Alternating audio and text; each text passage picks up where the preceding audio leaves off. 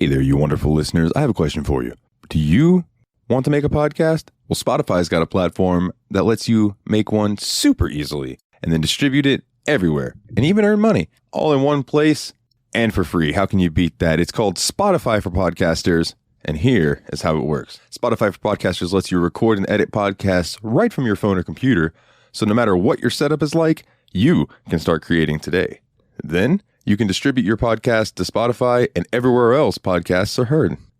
Video podcasts are also available on Spotify. And when you want to take conversations with your fans to the next level, there are Q&A and poll options available, and those are the best way to get them talking. With Spotify for Podcasters, you can earn money in a variety of ways, including ads and podcast subscriptions. And best of all, it's totally free with no catch. Ever since I've discovered Spotify for Podcasters, it has made doing my shows like the Steam Machine Podcast, Yabs Pod, and the JRPG Report much, much easier to do. Like being able to just go on there, record them, upload it, boom, it's done.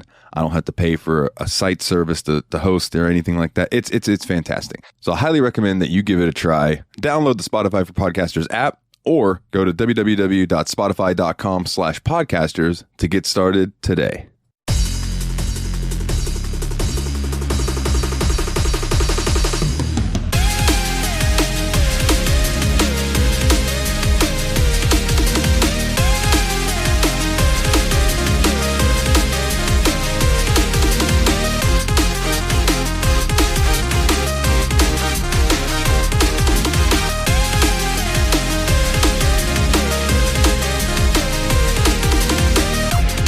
Hey everybody, and welcome back to another spooky edition of the Steam Machine Podcast. My name is Dalton, and joining me as always are the Brothers of Destruction.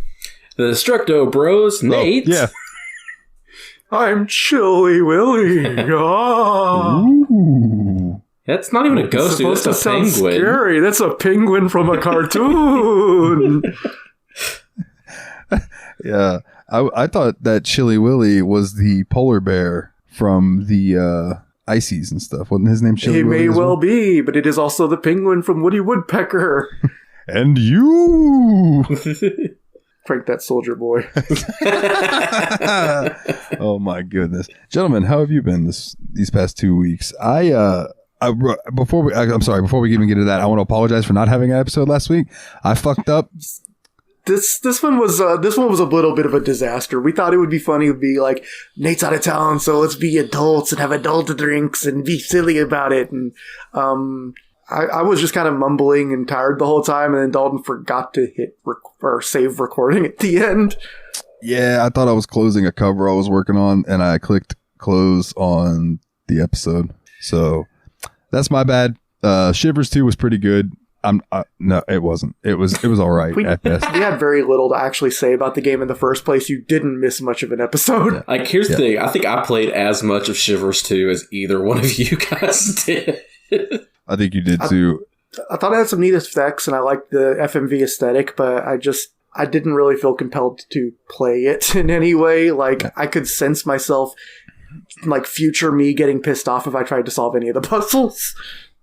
The one thing that I did want to bring up about it, because I thought it was really cool of him, was that Metal Jesus from YouTube, Metal Jesus Rocks, was in that game because he worked at Sierra at the time, and they were just like needed people who looked like they'd be in a band, and he had long hair and he played guitar, so it was like, yeah, sure, I'll be in the game. That's awesome. So I emailed him and asked him if he would like record a little like voice clip thing, just to kind of like tell us about his time when he was working in the game, or for the game and stuff. And he actually wrote me back like the next morning and was like, "Hey man, I would love to do that, but I just had jaw surgery." So his bottom teeth did the same thing that mine do, or they are like crammed together, and he had that shit fixed where they had to like go in and like break his jaw and rearrange shit. Yeah. I saw him post about that on Facebook, and it didn't even occur to me that like I shouldn't ask him to speak. I should have asked him to like write something that we could read out. But he apologized that he said the soonest that he could do it would probably be in November. So I told him that I would email him next time we cover a Sierra game that maybe he had some experience with, maybe even at least working in Sierra when it came out. What was the vibe like and things? I think that would be cool. That'd be awesome. Yeah. I appreciate that he reached out at all. Like, that's really cool of him. Yeah, I was just surprised he wrote me back because like I've emailed other, people just asking things and they just don't write back. Yeah. So it was just, I don't know. Yeah. Shout out to Metal Jesus. Go check him out. Not that he needs more views. I mean, I'm sure he always could use them, but he's not hurting for them.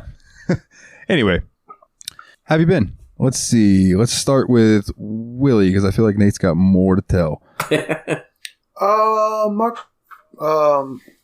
My car is kind of messed up right now, and I'm a little worried about it, so I'm a little concerned about that in general. But aside from that, I've been doing pretty well. Nate found a cool game. I don't know if he was going to bring it up or if I'm going to bring it up. Nate, you want to talk about that game some? Oh, you go ahead, dude. So I have other crap to talk about during my section. Okay, tight. Nate was in the mood for a Vampire Survivor type experience recently and had pretty much done everything he could do in that game. So he went looking for other games and found one called Brotato. Brotato. Yeah. It's got these very Newgroundsy aesthetics to it. It looks like a mid-2000s Flash game for sure. But, the gameplay has a similar, roguelike action. It's like a twin-stick shooter with only one stick. It's a one-stick shooter, I guess. Because it has the auto-aim on the nearest enemy thing. But yeah, you do runs and pick up weapons and stuff. And at first I didn't really get it, but after a few runs and figuring out what stats are good, what stats are trash, and how to build basically what you can trade off to make a good build, I started having a lot of fun with it. Is this kind of like Neon Abyss, but with less controls? No. It's more of a top-down type game. Oh, okay. More like Vampire Survivors. Yeah, that's really the closest comparison. Yeah, what I like about Newgrounds, I was picturing side scrolling. Oh, yeah. What I like about it is it's kind of like Vampire Survivors, but in Vampire Survivors, you would get to the point where it was either overwhelmingly difficult and you couldn't do anything, it felt like, at the beginning when you first started playing it, and then at the end, every run, you just felt like a complete god that you could just stand still and everything around you would die, essentially. This game, you never feel that weak and you never feel that overpowered. It always feels like there's room to improve your character, and I just like that loop a little bit better, that you always feel kind of like you have control over what's happening, and I just dig that. Yeah, even on really good runs, you kind of, a lot of the time, feel like you're 3 bad mistakes away from the end. Yeah. Well, yeah. I didn't quite get along with Vampire Survivor, so I'm not sure if I would dig it. But I will say, Brotato is a great fucking name. It's more actiony than a Vampire Survivor. I'd even draw off a few comparisons to Nuclear Throne, which it definitely leans into on purpose. There's a wrench weapon, and the experience points you pick up look like shards of radiation and things like that. Now, I used to play a game, and I have it on Steam still, I think, called #Kill All Zombies. It's a cool title. And it's I think it's not quite top down, isometric maybe, that kind of angle. And it's a twin stick shooter where you're in this arena. It's a big square arena, and there are 4 ways that zombies can come in, and they come in and you with hordes. And you guys you start off with pistols, and you hope you get better drops and everything. And as you unlock new guns, you can start with different guns and stuff. And I love when you can end up starting with the Uzis. Did you stream that at one point? I feel like I remember you playing that on Twitch or something. Maybe it was something similar you did for the show. I don't know. No. Yeah, I bet what you're thinking of was Zombie Party, which was the... Because #Kill All Zombies is a 3D animation type game, whereas I think the one you're thinking of was the cartoony looking one that I played for way longer than I thought I would on stream. Yeah, that game was great. So, then I guess that leads to Nate. Yeah, so what were you up to, buddy? I wasn't on the podcast last week, but apparently neither were you, according to the history books. So, it was my birthday last week, so I took the week, and me and my wife went down to Disney World and just had a blast. I've always wanted to go to Disney World in October to see all the Halloween decorations at Magic Kingdom and everything like that. And I really enjoyed that, and I didn't buy as much stuff. I went down there with this plan that I was just going to buy a bunch of bullshit for no good reason.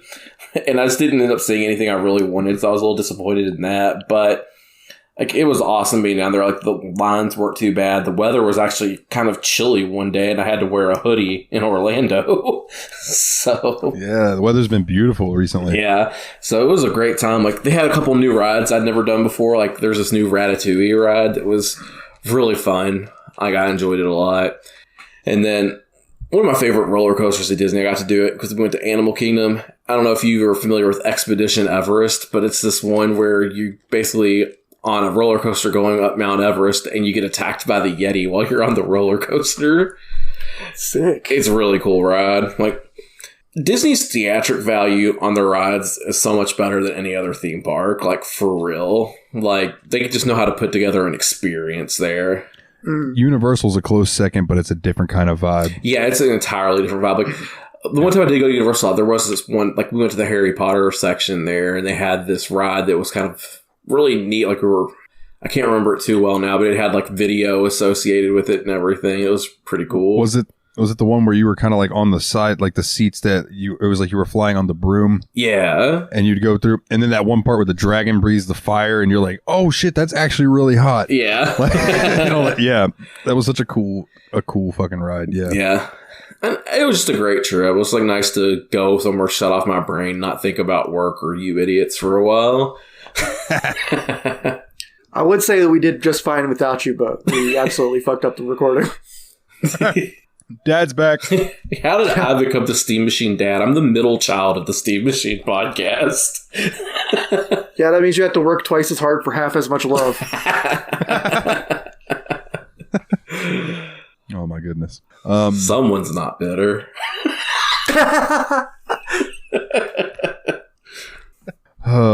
Well, I guess, does that leave me? That's you, my guy. So work has been kicking my ass, right? I went into a whole rant about it on this week's Yabs Pod. If you'd like to go listen to Yabs Pod, so I won't go into it here because it would be way too expletive laced for this show. Which hour did you cover it in your 5-hour podcast? Right off the bat, I got that out of the way so I could enjoy the rest of the episode. But I will tell this story again just because it was freaking cute. So all week, Megan had been telling me that she was going to go visit her dad in Stark and wanted to meet me for food and stuff. So I was like, yeah, fine. That's absolutely fine. So I'm thinking like, okay, so we could go to the pizza place that's in Stark, or there's like a couple other places. And I was like, so what would you want to eat? Taco Bell. Hell yeah. I'm not going to say no to that. Like, I love me some Taco Bell. So all week I've been looking forward to this. Was kind of bummed that I was only going to get to see her for like an hour or two, but I was going to make the best of it. You know what I mean? Yeah. So I go to work on the Saturday. I worked 11 to 4. I got off, came home, showered, like shaved, all that kind of shit. Oh, excuse me. And then I was like getting ready to put on deodorant and stuff and just like wait for her to, tell me to leave my house or whatever. And she calls me. So I answer, hello, She's like, hey, if you leave now, we'll probably get there about the same time. So you can head out whenever you're ready. Okay, cool. I'll see you there. Okay. See you then. And I opened the door. Like, I put my deodorant on. Obviously, I didn't forget that part because I wanted to smell good. Hit myself with some cologne. Walked out my bathroom door, and I didn't go right into my room. I went left to go ahead and just leave. So I go left, and I hear, hey, you! And I stopped, and I backed up, and I turned to my right, and she was sitting on my bed. And I was like, I couldn't believe it. So I like just beelined it to her and just grabbed her face and was like, what are you doing here? And yeah, she surprised me and ended up staying with me that night and hanging out the next day. It was really cool. That's awesome. Fun. So your hour turned into a lot longer. A lot longer. Surprise, I've been living in your walls this whole time. Happy Halloween. Live in my walls if she'd like.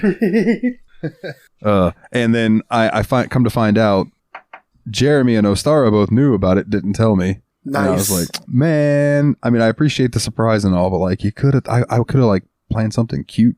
I don't know, like, but nope. See, it was her planning something cute, so be happy about that. That's fair. That is fair. Yeah, that's like really sweet, actually. Yeah, dude, it's I get butterflies about that girl, truly. Oh.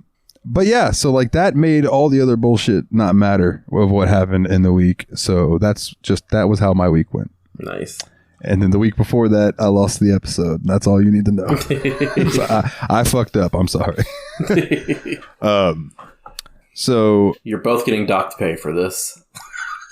Now here's my question. Nate gets the Patreon money this month.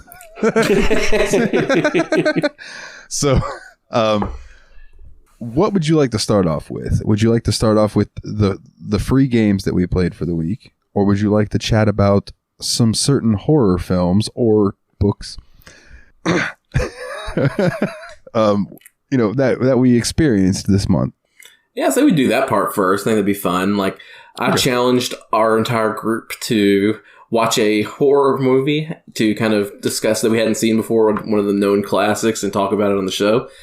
I'm the only one that didn't do it because I'm an idiot, but I did read a book this month that I'll talk about instead. So I'll let one of you fellers start us off. Willie, yours is probably more fresh in your mind if you'd like to kick it off. Yeah, I watched it like a few hours ago, actually. I mean, I was planning on doing this movie the whole time, like ever since you came up with this idea. But I just felt like it would be one that wasn't obvious and wasn't likely to... I figured that you guys were probably going to go with like some stone cold classics, and so I wanted to go with something slightly more obscure. So the film I went with was The Legend of the Seven Golden Vampires, which is a crossover film done by Hammer Horror and Shaw Brothers Hong Kong. So it is half Peter Cushing Dracula movie and half kung fu action film. That sounds awesome. That sounds fantastic. I know. When I first heard about it, I'm like, I found about it by accident. I was just looking down a list of Hammer films, and I saw that title. I'm like, well, I've never heard of this. And I realized I've probably never heard of it because the premise sounds so incredible that this movie must have just been really boring. Because if it was either as awesome as it sounds or as stupid but awesome as it sounds, then I would have heard of it by now. So I watched it, and it has a lot of pacing issues, but there are actually a few kick-ass special effects and some cool vampire stuff, and a few really good kung fu fights, like moves and stuff. Like I saw a dude just like take two fingers and stick them into a dude's neck, like into the neck meat, and that was awesome.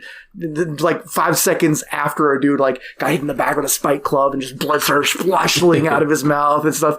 And I would just like typed a complaint to someone like 5 minutes ago, like, this kung fu movie doesn't have any kung fu in it, and it got me that like awesome big big fight, because basically in this movie, Peter Cushing Van Helsing goes to a small town, or he's trying to investigate a rumor of basically a group of vampires that are like terrorizing a small town in like rural Sichuan, China, and like basically he's going there to like universities to try to find like information about them, and all the academics in China are just like, you idiot, there's no such thing as vampires, get lost. But then he runs into like descendants of a farmer who once took on one of the vampires and killed one of the 7 golden vampires. And that dude and his like 6 brothers like team up with Van Helsing, and they go on to basically the small town and go fight the vampires. And I don't know, it was pretty cool. Some of the effects were like, the movie couldn't decide if it was going to have awesome special effects or terrible ones. Like the makeup on the vampires looked kind of ridiculous, but like when the vampires died, their bodies did really gruesome and horrific things, and I really loved that. So, like, I don't know. I had mixed feelings about this movie. I'm glad I watched it, but I can't say I highly recommend it. But if it sounds like it's just weird and interesting enough for you to check out, you might just go ahead and do it, because I wouldn't call it a waste of time. I just can't say this is a movie I would tell everyone I know that they need to go watch right now. Hell yeah. I'll check it out, though, because I love vampires. Yeah. So also, I was very disappointed by the ending, though, because it's like, you give us Dracula at the start, transforming into the dude so he can like go resurrect the vampires and go to do all that, and you give us Van Helsing the whole time, and you give us all this badass kung fu, and then like you finally set up a showdown between Van Helsing and Dracula, and the fight is that Dracula bitch slaps Van Helsing twice, and Van Helsing just grabs a spear and stabs him and lays down and dies. Yeah, that's kind of... Well, that's not the only disappointing ending we'll talk about on this episode. True. At least after he stabs him, Dracula starts molding and turning into a skeleton, and then at the end, the spear falls backwards and crushes his skull, which is really cool. I enjoyed that a lot. Like, it really like to linger on the vampire bodies and let you see like the re-decomposition of them, which was some fun effects. Kind of like, if you remember how in the first Evil Dead, there were the really bizarre effects after vampire zombies got killed. It kind of was like a less way over the top version of that. Oh, yeah. Hell yeah, brother. Hell yeah. There was so much chewing and waiting for that. Well, I didn't want to just move on without acknowledging what you said. So I watched 2 movies this month that would fit the bill. One kind of, because as I watched it, I'm like, I have seen this once before, but I feel like I was probably like having sex with someone or something while it was on, or it was on at a party. So I just vaguely remembered it. You know what I mean? Very vaguely, but like the first one was Repo the Genetic Opera. And I don't want to give too much away about that movie because you just need to watch it for yourself, but it's a musical. It's wonderful. And The Grave Robber, tremendous. Definitely check it out. And you get to see Paris Hilton, and she plays a plastic surgery addict. And yeah, it's fantastic. The other movie I watched, Session 9. Have either of you ever seen Session 9? Okay. So the premise of this movie is that a cleaning crew goes into an old, abandoned mental asylum to clean it out and get it ready for whatever the local government's wanting to do with it. You know, sell it off. I think it's become like a historical thing, so they can't tear it down, so they want to clean it up and actually turn it into something usable. And as you can like imagine, things go haywire, but you don't really ever see like ghosts and things like that. It's just there are like things in there that just drive these dudes mad, and there are other things going on in their lives that are also equating to the climactic ending, which is interesting to say the least. So the whole thing is this guy is listening to these tapes. He like stumbles upon these tapes while all the crew guys are going and doing their thing. He's listening to these old audio tapes of playback of this woman who was in the mental asylum who had multiple personality disorder. Or so she had like multiple people that would come in and talk. And when he gets to Session 9 in the tapes, that's when shit goes absolutely fucking haywire. And spoiler, if you don't want a spoiler for the movie, skip ahead 5 seconds starting now. Everybody dies except one guy, and I don't remember what happens to him. But yeah, it's fucked up. It's a fucked up movie, but it's really, really good. I think it just ends on a kind of like he's covered in blood and realizing what happened, and yeah, but a good movie, really good. I really recommend it. You eating sour worms tonight, Dalton? I am eating sour worms, man. These things are delicious, and I'm sorry there were only a few left in the bag, and I'm just like trying to kill them so I can stop looking at them. Understandable. I do like those. As for me, I wanted to watch a couple of movies and didn't get around to it, but I did end up reading a book. So I'd read The Hellbound Heart by Clive Barker, which... Okay, I feel like that definitely counts. I would hope so, because that is like the origin story of like, I guess, ish, of the Cenobites from the Hellraiser series of movies. So... just really, like, the thing about Clive Barker is he's good at writing disturbing imagery. Like, that is his strong suit as a writer. He does a really good job of visually describing the horrible things that are going on. Oh, yeah. And so, like, I think that's the real strength of the novel is just, like, the whole, I feel icky reading this. The Hellraiser stuff tends to have just this real, it is not there to make you feel good about life. No, it's definitely like a psychosexual sadism thing. Like, yeah, very much so. And that's what that's all about. And like, I definitely recommend it. I think it was a really good book to read, especially if you're a fan of Hellraiser already. Like, it's definitely, the book is probably equal to the movie. You know what I mean? That was the movie that I intended on watching this month and didn't get around to. It was Hellraiser. I was wanting to watch that and Nightmare on Elm Street because I'd never actually watched those the full way through before. So I don't think I've ever seen Hellraiser at all. You know, I've seen clips and stuff of the first Elm Street, and I might have watched it in its entirety at some point. But Hellraiser, no, I've never seen it. Yeah, that's me. But that's what I do. Well, I was going to ask, was it this month? No, it was a while back. You read Books of Blood. Yeah, I read Books of Blood Volume 1 a few months ago. That's right. Okay. Then, yeah, that wouldn't count then. No. But Hellbound Heart counts because that was this month. Yeah, that does count. I will give you that. Well then, gentlemen, I believe we need to dive into our games. that we covered this week. And excuse me while I pop you gentlemen out so I can pull up my list. All right. So, which one would you like to cover first? We have The Static Speaks My Name, Forest Stairs, The Complex, Blameless, and oh shit, I forgot to play Another Princesses in Our Castle. I played all of them but that one. Damn it. That's cool. Okay, I think maybe would it make this might be a little bit of a goofy way to do it, but because I basically probably played all these the most recent, you want me to can we just go through them in the order of which I played them? Sure. Works for me. All right, so the first one I took on. Oh yeah, one more thing. Last time I feel like I ended up picking a large portion of the games out for this one. This time it was both. It was just you two. I didn't actually end up providing any games for this year's list. And all of these games once again are free on either itch or Steam.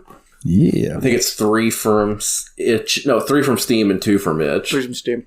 Yeah, 3 from Steam, 2 for itch. So the first one I played. Because I kind of got the impression that it seemed like it would be a real hit or miss type of game. This was one of the ones Dalton found. It was called Blameless.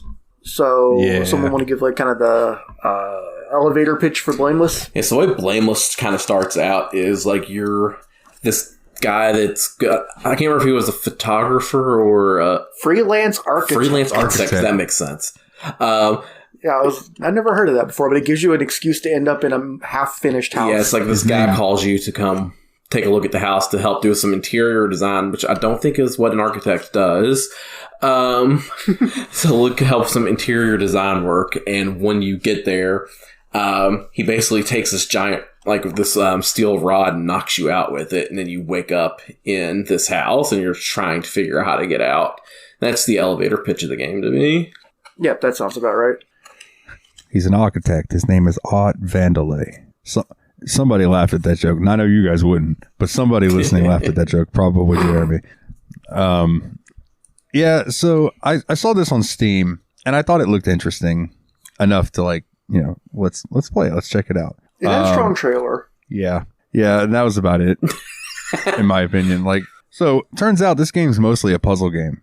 To me, I didn't get scared one time during Blameless. Mm-mm. Not a bit. I was mostly just like, what is this, just trying to be Resident Evil? Having to do the puzzles and stuff? Without the scares, I guess. Resident Evil without the actual horror. Yeah. And the puzzles were bad. Let's be honest about the first puzzle in the game, you're in the basement, you gotta try to find a way out of the basement. It took me forever to realize that there was stairs to an attic that you had to pull down using a rod. I spent the whole time, for the first 10 minutes or so, at the workbench trying to do something with the vise and a rod that did nothing. It said, I don't know what that was all about. The real horror of this game was figuring out what objects you can interact with. Yeah. Yeah. After lots of wandering around, you kind of mosey your way through, and then like I said, nothing ever really happens. I mean, except at the very end. Oh, there was one part where you opened a door and the light turned off. Ooh. Well, you did find a dead body at one point. You kids want to see a dead body?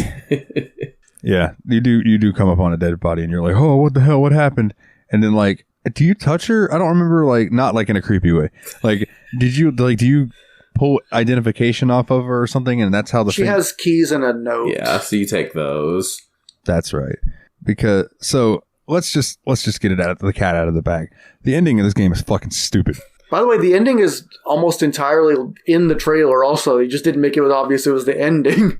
Yeah, so at the very fucking end, you finally make it the garage, I think it was, right? Yeah. And this dude appears, the guy that hit you originally. I found a different way out. Did you? I didn't go out the garage, no. I built a ladder and climbed out. That's how I got out, too. But it was after you kind of left out of the garage, then you built a ladder and climbed out. At least that's what I did. Yeah, but because the game says you had to turn on the power and get the garage door to open, but I didn't ever do that. Oh, I didn't either, yeah. Oh, yeah, I got out the garage door. Okay. So I think let's find out if it's the same ending then. I'm sure it is. So when you get outside, you see the guy and he's like, oh, I'm going to get you. And he has a pipe up in his hand and he chases you. And then all of a sudden the police show up. Is that what happens? So kind of. Whenever you open the garage, and you turn to your right, he's standing there in the garage with the pipe, and he starts coming at you. And you immediately have to crouch and go under the garage because it only opens halfway, of course. And then you start running away towards the fence, and cops pull up, and they're like, "There he is!" Yeah, same. Pretty much. Then it probably goes into the same ending. So there's 2 exits essentially to the game.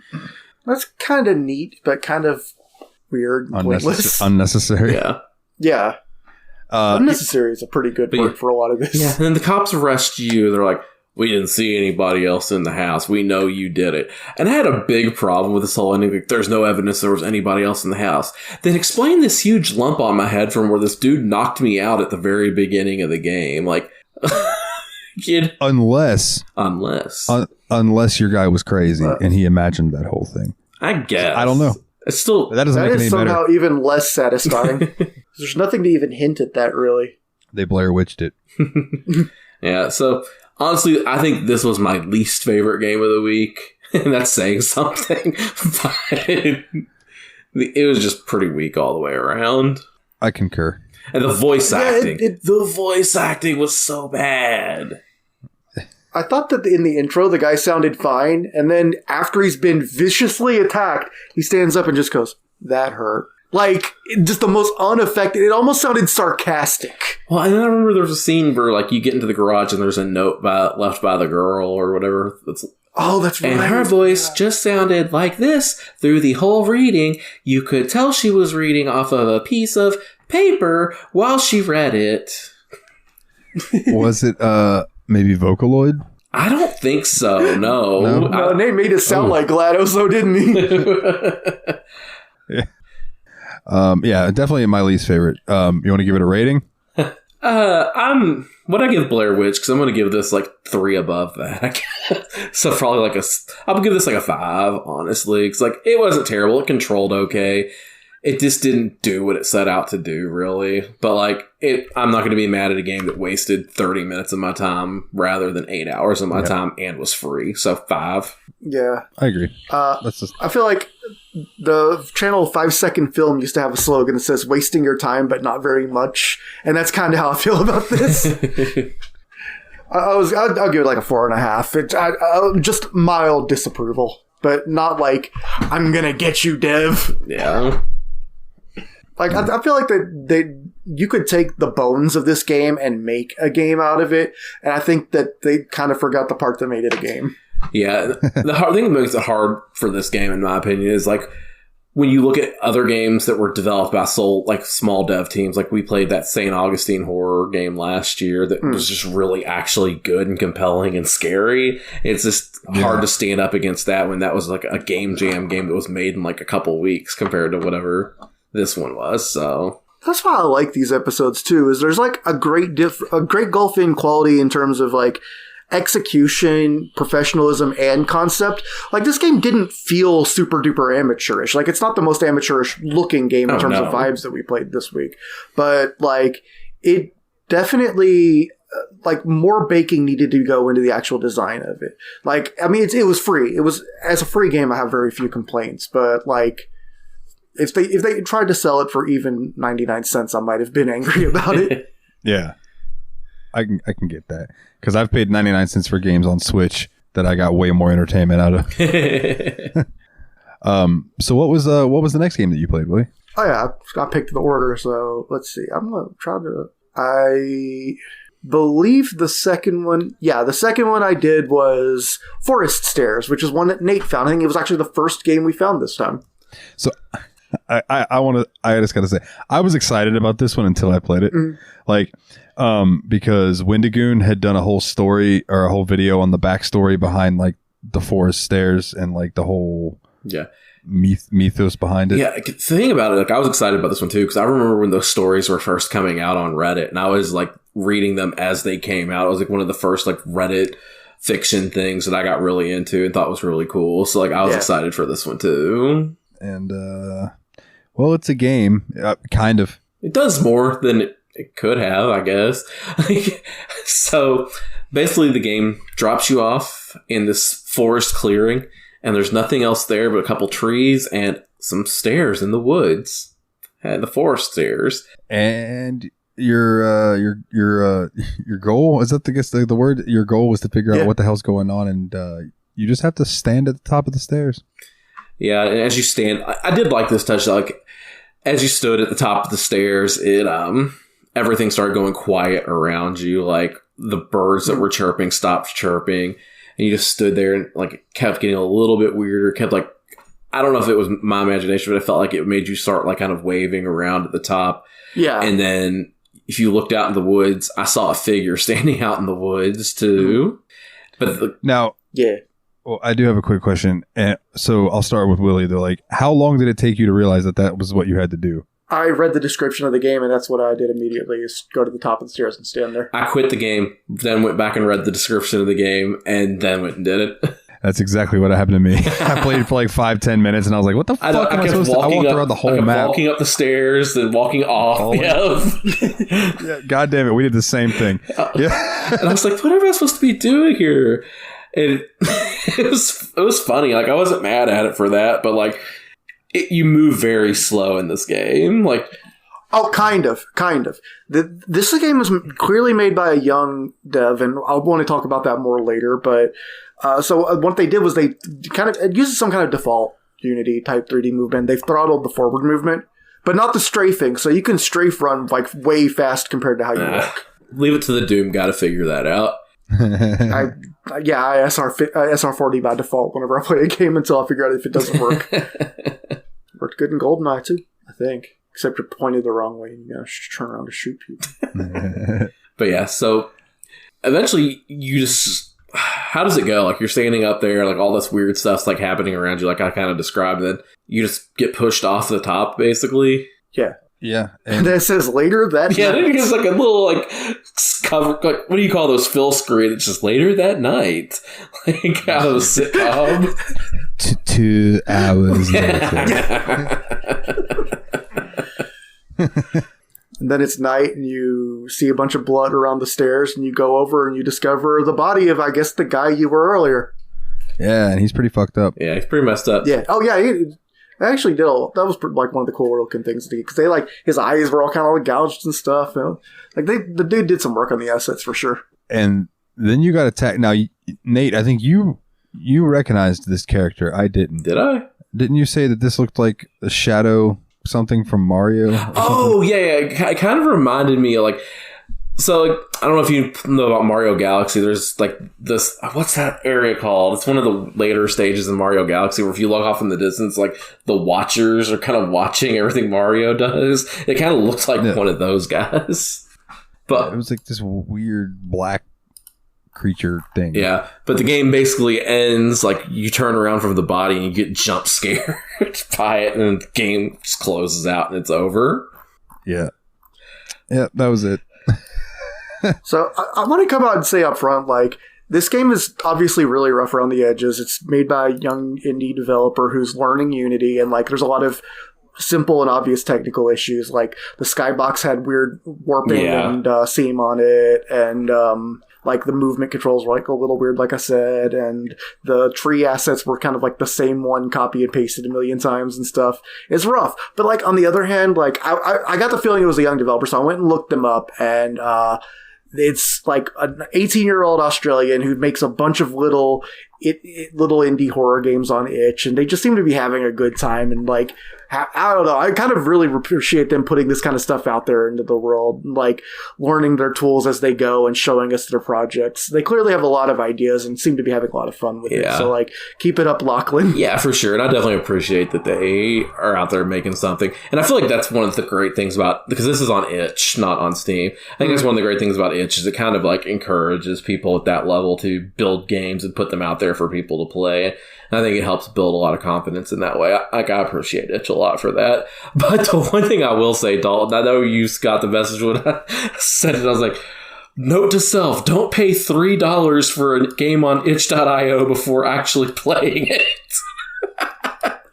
Yeah, Nate bought this game. Yeah, because like I was just being nice because like I was like, yes, a developer put the time in, made the work, built this game out. I'm gonna go ahead and throw like $3 at it. I'm sure it's worth $3. It was not, but that was my fault for paying for it before I played it. I figure it's a dollar from each of us. I feel like that's fair. $1 from each of it that all came from me. The one that has true. But the fact that he's from Australia means that like that $3 is going to give him like $5,000. So like he'll be fine. Yeah. Yeah, but because of the price of video games in Australia, he'll only be able to buy like one V-Buck with it. Yeah. Adam, did you make this game? Wouldn't that be some shit? Wouldn't that be some shit? If Adam's real name is Lachlan Shelton. So I'm going to give this one a 7. Okay. Because I think it did tension well. Like when I was standing at the top of the stairs just waiting to see what happened, like tension really gets to me. And I was just waiting and waiting. And then that slow camera movement, the sound changing and everything just started giving me anxiety. And I thought it was decent. So I'll give it okay. I'll knock it down. No, I'm not going to even. No, I'm not, because I liked the graphical, even though it was cheesy. I appreciate those graphic styles. So yeah, it gets a 7 from me. Yeah, I was living on a 6.5 on this one because, like, I know I said it's bad and it was definitely not worth the $3 or whatever, but I felt like it somehow had a better fleshed out concept than Blameless did. Like, it didn't try to be any more than it was, and I can appreciate something that lives in the space that it knows it exists. You know what I mean? So yeah. I definitely enjoyed it. I think 6.5 is a very reasonable score for it. Yeah, I'm kind of happy this kind of thing exists in the world. Just a weird little game that's like fun for its own sake and all that. I think it didn't do much with the forest stairs concept, though. It kind of could have been anywhere, anything. But like a lot of horror games just do not respect your time or playing whatsoever. And I feel like this game at least puts it all on the court immediately, and I appreciate that. So I'm going to go ahead and also throw a 6.5 at it. Yeah, I mean, it didn't make you wander really slowly for, 20 minutes before you find the stairs. Yeah. Yeah, exactly. Yeah. It's just like, boom, you're there. Why are these here? Figure it out. Yeah. So what was the next one that you got into, Willie? So after that one, I kind of alternated between games both of you picked. So that's kind of how I balanced it. I also kind of wanted to put them in a certain order that I thought would probably give me decompressions depending on what the last one was like. And I didn't really know what to expect from that one, except that it was really short. So I wanted to follow that up with The Static Speaks My Name. Guys, I think this one might have been an art. An art? I think this was an art. I think this developer was doing a art. Yeah, it was. So I picked this one, right? Yeah. And because this is one that I played last year, but I don't think we talked about it. I think I just played it on my own. And man, this is another one of those where the tension just built the entire time for me, right? So you always want me to get in, like, describe it? Go ahead, yeah. What was your first impressions? Oh, well, we'll go into, okay. So basically The Static Speaks My Name is you start off and you're in your room. No. There's a scene right before that where you see some, like, you're in a void. You see like a kind of a glow of static that says a person's name, and I think it says cause of death, or no, not even cause of death, just method, asphyxiation, asphyxiation noose. Right? Yeah. So you walk into that static ball, and you're in this apartment. Then room. you're in your yeah, and you get your first task, which is use the bathroom. So you go into the bathroom and you hit use on the toilet, and your dude turns around and he sits on it for a minute and then gets up, and then it says, go to the kitchen, right? Make breakfast. Make breakfast, yeah. So this is where you need to start. You don't need to, but like I started being observant, right? So I'm looking around my bedroom, and there's a picture on the wall of the shrimp that he has in the tank, but there are 5 of them, and it says my babies. But if you look at the tank, there are only 4 shrimp in the tank. So you go walk in, and so you go to the kitchen, and it says make breakfast. So you open the fridge, and the fridge is completely empty. And it just says, well, guess it'll be shrimp again. So then you walk back to your room, you go over, and it gives you the option to eat shrimp. So you just pop a raw shrimp and just eat it alive. Yeah. Which I thought was hardcore. Yeah, it was. And like the shrimp were so cute. I didn't want to eat them, but I ate 2 of them. I did too. Yeah. I wanted 2 shrimps. I believe I ate 2 of them. And also, I want to point this game has a really interestingly minimalist art style. Like everything's very flat and very low poly. It looks cool. Yeah. I guess I should point out too that when you're going towards the kitchen, when you walk out of your bedroom into the hallway and you're walking down. To your right are a bunch of TVs stacked up with all their like static playing. Yeah. And then before you get to the kitchen, there's a room with, I would say it's full of paintings, but it's actually full of painting. A whole bunch of reproductions of a single painting. Yeah, and as you kind of you walk into that room, and it's covering the walls, and then there are like copies of it on the floor, notes on them and stuff. Like clearly, the player character's been trying to work out some mystery involving this painting. Yeah, he thinks that there is some sort of meaning in it, and he's apparently losing his mind over it, because there are like scribbles of notes of a fucking madman around, right? So then, I believe after you eat the shrimp, it says, go chat online with your friends, correct? And you go over to the computer that's there, which I laughed my ass off at the picture next to the computer, because it's like those badly drawn, like open mouth, weird looking characters that are from memes. And I believe that you said that you loved the newspaper. Yeah, there was a newspaper on the refrigerator. They had like the lead story about like an artist gone missing, and then the rest of the newspaper was just like an ad about Obamacare and a positive review of a recent Tim Allen stand-up sketch, which for some reason absolutely cracked me up. That it wasn't. I don't know why Tim Allen was the funniest thing they could have gone with, but it was a really good pick. So that artist gone missing thing, that does come back. That does come back. So you chat online with your friend who is just this, I'm going to assume, quote unquote girl on the internet. It's a chat. It's a sex bot. It's absolutely a bot trying to get your credit card information. Yeah. And it's telling you that like she's horny and things like that. So you're like responding and you're like, you've given two different responses. It's like, tell her that you've really been like thinking about how much you hate life or something along those lines. And then the other one's like, tell her that your thoughts are getting hot and heavy or something like that. No, I don't think that even you had that kind of option at any point. I think it was just like, tell her you feel like your skin has become knives was like all the other choice. Okay. So, and then no matter which one you clicked, your dude just kind of types, okay, or something like that. Yeah. So the conversation. Like something real non-committal. Like it goes nowhere. Yeah. And then you stand up and you start walking around, and I believe this is when you get the final, or not the final, but no, there's one more. The next one is clean microwave, which is another just really banal task you do. That's right. And then, of course, I opened the microwave, and then it's like, get paper towel. Yeah. So I walked over, grabbed paper towel, cleaned the microwave out. Then you get the one that says, decide what to do with the man in the cage. And you're like, what? So now the tension has built for me, like what is actually going to happen, because I'm like waiting for something to happen, and then that message pops up and I just got this feeling of dread because now I have a choice to make, and I'm like so here's my question. What did you guys do with the man in the cage? I believe you had two choices. I didn't even find the second choice. I only found out about it after reading some stuff on the community page after I played it. So you electrocuted him? I immediately went to the fuse box, and when it said zap him, I'm like, cool, sounds fun, let's go. So that's what I did when I played it last year, right? But there are clues that there's another way around it. There's a bookshelf. There's notes in the painting room about a hidden door in the bookshelf. Yeah. So if you grab the keys that are hanging by the front door, you can go over to the bookshelf and hit use on the bookshelf, and the bookshelf will open. And you go into this like hidden hallway thing with a vault in there. You open the vault and it comes open. You go in and there's a dude in a cage on his hands and knees, naked.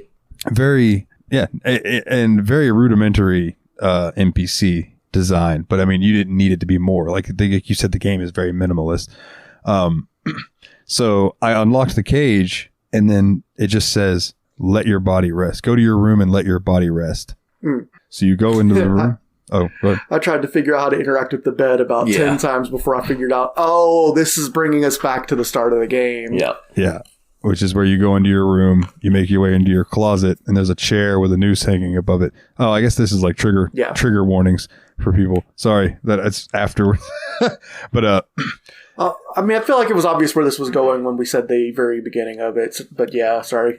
Yeah, so you get up there. So I spoiler tagged this in chat to Nate earlier.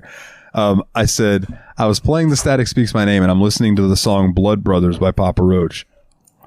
And the chorus of that song is, it's in our nature to destroy ourselves. It's in our nature to kill ourselves. It's in our nature to kill each other. It's in our nature to kill, kill, kill. And as he was slipping the noose over his head, it was the end of the songs, and he went, it's in our nature to kill ourselves. And I just went, oh, that fit perfectly.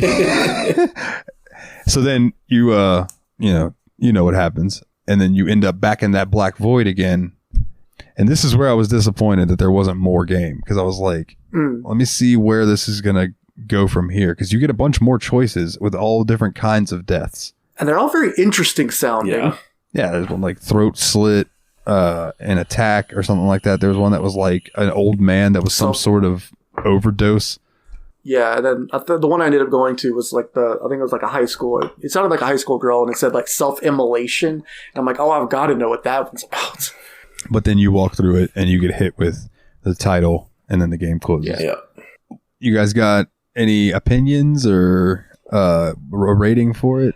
To me, it was just really made you feel weird. This game made you feel a little bit weird. And I agree with what Willie said, because it definitely felt like an art project in a video game. So I felt like it had a lot going for it. It was probably my second favorite that we played out of all the games we did this year. Mm-hmm.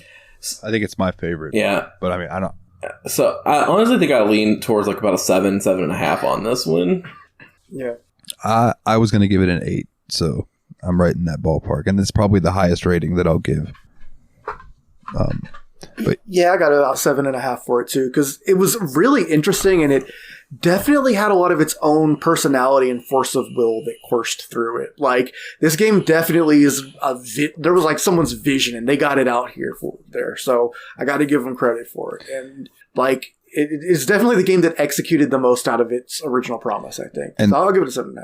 And that's what I was thinking. I was like, this game was the opposite of Blameless, where like, it just gave you like 2 or 3 mundane tasks that really built up that weird feeling and tension of like, what, as you're exploring the house, what's going on, where you didn't have to do these little puzzles. There was no twist ending. You got exactly what you went in expecting and still got creeped by it. Like, that's art. That's art for you. Yeah. Ultimately, I didn't end up finding this game scary, but I did find it a little bit like disquieting or unsettling. Maybe I think I only got actual scares from 2 of these games, and they were the last 2 I played. Yeah, I'll agree. Unsettling is the right word for it. I played another one. I don't remember if we did it for the show last year. It was like something like September 1992. September 1999. Yeah, we almost played that last time too. Oh man, I wish I'd have remembered that we didn't play it last year, because I'd have put it on this one, because that game's fucking wild. We'll have to make a note for that for next time. Yeah, I ended up playing it really close to last year. I think that's why I didn't put it on the list, because I'd just recently played it and I wanted to do some new stuff. But then I'd already played a lot of the other ones on there, so I don't know what I was thinking. So remind us next year. Yeah. Remind us October 2023 to do September 1999. So what was up next for you? The next one was the one I think you said you missed, which was Another Princess is in Our Castle. Man, and I'm sad I missed this, because this seemed really interesting to me. So I'm interested to hear like what you guys thought of it.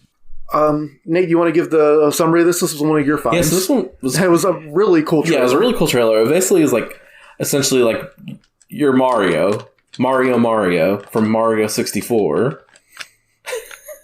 Your Mario 64. And like you get another... Mario. And in the game you get another letter from Peach saying, come to the castle. And when you get to the castle, it's like very different atmosphere, spooky aura, and... essentially, there's another princess in the castle that's a ghost. Very scary ghost. Now, correct me if I'm wrong. Is this game first person? Yes. I think that's kind of cool. Yeah. Maybe like Mario with some amnesia. Yeah, kind of. It's very much. And it's like you're Mario, and basically you're like Mario. You can tell you're Mario because you're kind of holding a lantern out like this in your hand, and you have the trademark Mario white glove kind of thing. When you get into the castle, it's not exactly clear what you need to do until you try to go into these rooms. It says, this path's not yet available to you, or something like that. And you finally go to a room that will open, and you see like a statue of Princess Peach. And you collect the statue, and then you just start hearing like creepy laughter coming from outside the room. Ugh. Creepy laughter always creeps me out. I know that's what it's supposed to do, but I mean, it does. It works. And so at this point, there's a treasure chest in the room that you can hide in, and then you see like Ghost Princess Peach come in and just kind of like looking around, and she's like, Mario, and then leaves the room. Oh shit! So you actually do have to hide from her? Yeah, you have to hide from her, otherwise she kills you. There are treasure chests in each room, and you're trying to collect these figurines of the main, like a figure from each of the levels of the game, basically. And she's always wandering around. She can float through doors, and she can hear you if you get too close. Or run. Which, yeah, when the sound that it makes when she hears you and the sound that when she's actively chasing you are really... I'll go ahead and say this. My very first playthrough, I didn't read the description really well of the difficulty levels. So I didn't realize that hide in the chest wouldn't just automatically work if she was close enough to see you get in the chest. So I dithered in the room before getting in the chest. And when she actually got me inside the chest, the jump scare death sequence actually was one of the two things that actually scared me this week. Like I had a good jump out of an altered N64 sprite because I just didn't expect what it would look like. It was a pretty creepy sprite.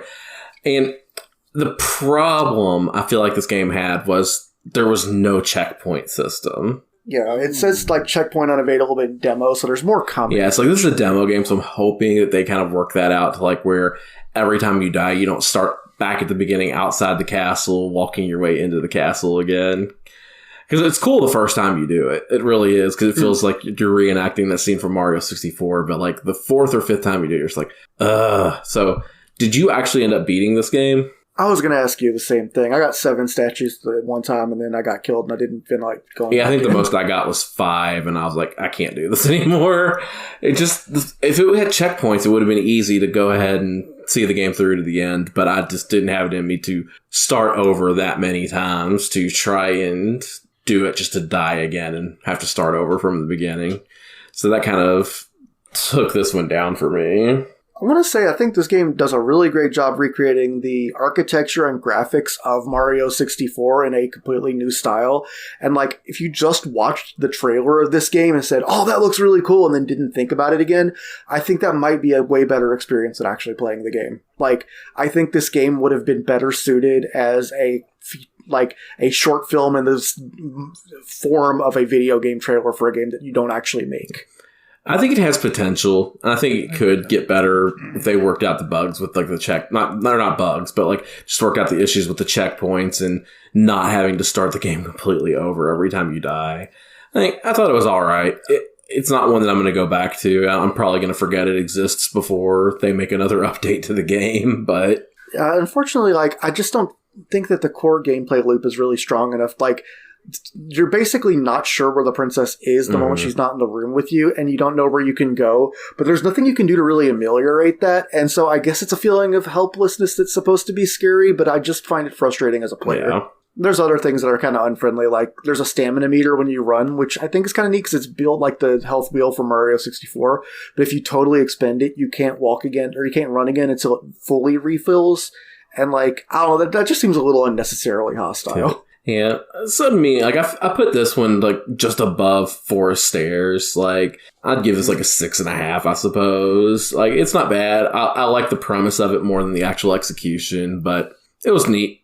I think I was kind of disappointed in actually playing it, but I thought I like the idea a lot, and I do think that what it does with the assets is really cool. I just didn't enjoy the actual process of playing the game one iota. Aside from, I did really like the jump scare the first time it happened.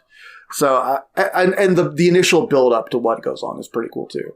So I'll give it, I don't know, around a 6, because it just, I think it runs out of steam the moment it actually becomes a game instead of a cool idea. Word up. And I will give it nothing. Okay. That means the last game I played was The Complex, found footage. So, Front Street. What the fuck does that mean? What are you trying to say, guy? Don't front ski, broski. On Front Street, I did not finish this game. I watched somebody finish it because I got fucking lost and I never once found what you were supposed to find. Oh, really? So I'm interested to hear. Yeah, I don't know how. I'm one of those people that would just be roaming the back rooms forever. Did you get lost in the first floor? First floor. Oh, buddy. No, that's a bummer because this was actually my favorite of the games we played this week. The playthrough that I watched, I really enjoyed like the flow of the game though, and I was like, damn. And I meant to go back in and play it again after I knew what to do, and then I didn't. I forgot. I'm sorry. So to basically sum it up, this is a game that is based on the Backrooms creepypasta, and it's very, very specifically based on the aesthetics of the Kane Pixels YouTube series about it, where it's very VHS oriented and found footagey. It does a phenomenal job replicating the visual style and feel of those. Like, this is easily the best looking game and best feeling game we played by a huge margin. This felt like it could have been done by a full professional team. I also want to say again that Wendigoon also has a video on the Backrooms if anybody would like to watch it, although it's much longer than the Forest and the Stairs video. Yeah, the cool thing about the complex is, like, we've played other games, I felt like, in the past that try to use the whole camera as a basically view of the game the whole time. I feel like this is one of the best executed, just looking like you're looking through a camera. Like, because I know Blair Witch did it, Outlast 2 kind of did it. I feel like this one did a much better job of making you feel that immersion of just being with a video camera. Like, I felt like I had a 90s video camera the whole time. Yeah. I think the thing that made it interesting was, like, a lot of the other ones I feel like use like kind of a pre-made Unity movement system or whatever. This game, like, the movement, you felt like you were really walking. Like, the movement had heft to it. I've noticed if you sprinted and then tried to strafe from a sprint, you're doing kind of lurch forward some before he started to strafe. You couldn't just strafe run like you're playing Doom or something. Like, you felt like you had weight and heft. Yeah. I do want to point out that this game, I mean, obviously the Backrooms also deals with liminal space, right? And I don't really vibe much with the first room of the Backrooms, like the yellow wallpaper. Like, that doesn't really bring too much weirdness to me. When you started going into some of the other places that were in this game, it really started to make me be like, oh, okay, that does kind of look like something I've seen before. And that's exactly what it's designed to be. Yeah, it's like somewhere you've been before, but it's just off. Like, the one thing that this game really did well was, like, you know that feeling of being somewhere where you're not supposed to be? Like, that's the feeling I had the entire time I played this game. It was like, I'm not supposed to be here. This is freaking weird. Yeah, or like something's watching you. Oh, sorry, Willie. I was just saying, not only that, but it gave me the exact feeling of, like, having an anxiety dream where you're lost somewhere where you're not supposed to be. Like, if any of y'all want to know what having anxiety is like, it's like playing this game 24/7. Yeah, and it's in trying to, I don't know, I was always like, when I was watching the video and when I was playing in the first room, I kept expecting something to come out because I know that the Backrooms has monsters. You know what I mean? There are creatures that roam within the Backrooms, and I just kept waiting and waiting for it. But I don't know about you guys. I never saw any. I played the game twice and encountered nothing. I did actually really, really briefly see, like, the squiggly creature run by. Really? You did? Yeah. In the area that kind of first reprises the yellow wallpaper office area. Yeah. Like, I saw it kind of poking out. I tried to follow it, but I couldn't find where it went. Because, like, at this point, I didn't know if there was what the end of this game was going to look like. And I'm like, if I get killed, that's pretty much an ending. Yeah. So, basically, when you're wandering through these back rooms, like, the weird thing is, like, you'll see things that are completely out of place. Like, I remember I was walking through this yellow room on the yellow part on my second time, and I ended up walking into a kitchen, just like a kitchen in somebody's house. And it's like, oh, this is weird. I'll tell you, the one that really, like, for some reason, a lot of these little offnesses really bothered me. And the two that stuck out to me the most was the no bicycling sign in the pool. And there's a saying in, like, the suburbs where you walk into a house and in the back wall of it is, like, gym, bathroom, locker room doors.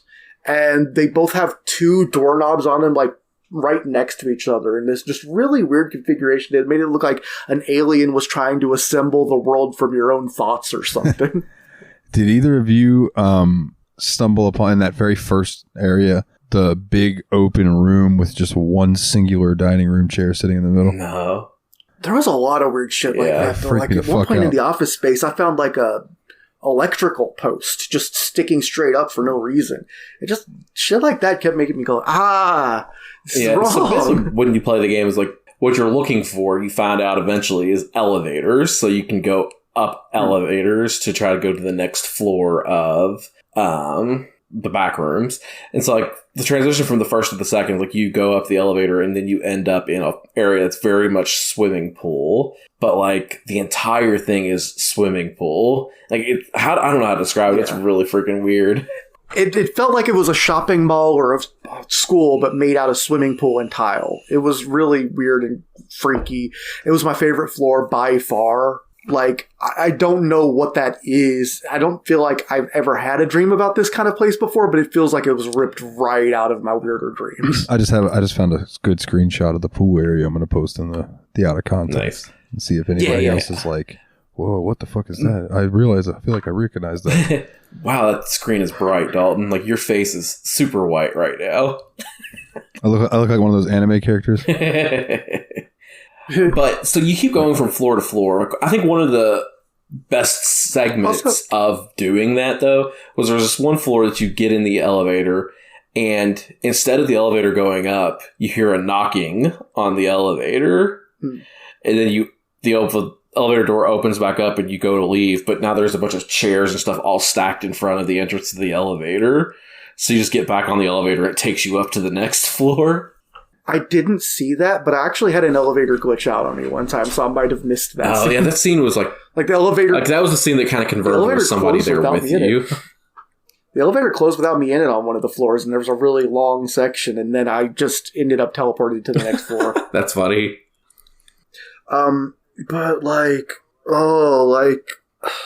I don't know, the pool floor really got to me. What was I was going to say? Oh, I thought it was really interesting that you perceived the elevators as going up, because for some reason I thought of it as going down between floors. So did I. It's going down, yeah. Okay. But I don't have any reason why you would think either way, actually. Yeah, that is interesting.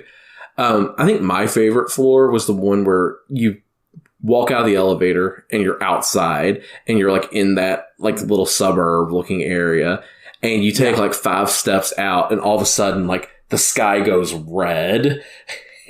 And you just expect, okay, this is where I'm going to get killed finally.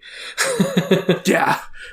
But then it doesn't happen. Yeah, and you just continue to walk through the suburb and you make it to the next elevator. There was just a great amount of tension. Like, all the time I felt like I was lost. Like, something bad has to be about to happen, but I don't know what. And the soundtrack, there's this really great, it's a, like, ambient soundtrack that, like, completely, it just really, I don't know how to phrase it. It complements everything really well. It's a very quiet. There's not a lot of, like, it's not like musical instruments or something. It's more noises and sounds for the most part. But it does just a lot to keep you on edge. And like, it's hard to distinguish between what's in the soundtrack and what's happening around you, like what you need to actually look at. Yeah. I spent a lot of time, like, it would have looked, if you watched a playthrough of me, like one of those found footage YouTube channels, because there were moments where I would, like, be walking around and I would, like, whip around really quick to make sure nothing's following me and then turn back forward. And I was, like, doing that. I'm like, this looks exactly like one of those films. Yeah. Like, I know a lot of horror games, indie horror games are built around premises based on, like, creepypasta and internet phenomena and stuff. And I'd say this one does the most I've seen with both found footage and with a single, like, horror concept in terms of the back rooms. Like, this nailed the back rooms vibes. Yeah, like, I felt like it definitely was this was the back rooms. Like, there was no doubt about it. This wasn't anything else. The game kind of ends on you get in the elevator one last time, you go up, and the elevator kind of stops right between floors and opens up. And then you just feel like the elevator's about to drop. And then the camera kind of just appears in a trash can back in the real world. And it's somebody finding the found footage from your time in the back rooms, which I thought was a kind of neat ending. I kind of liked that ending for it. Yeah.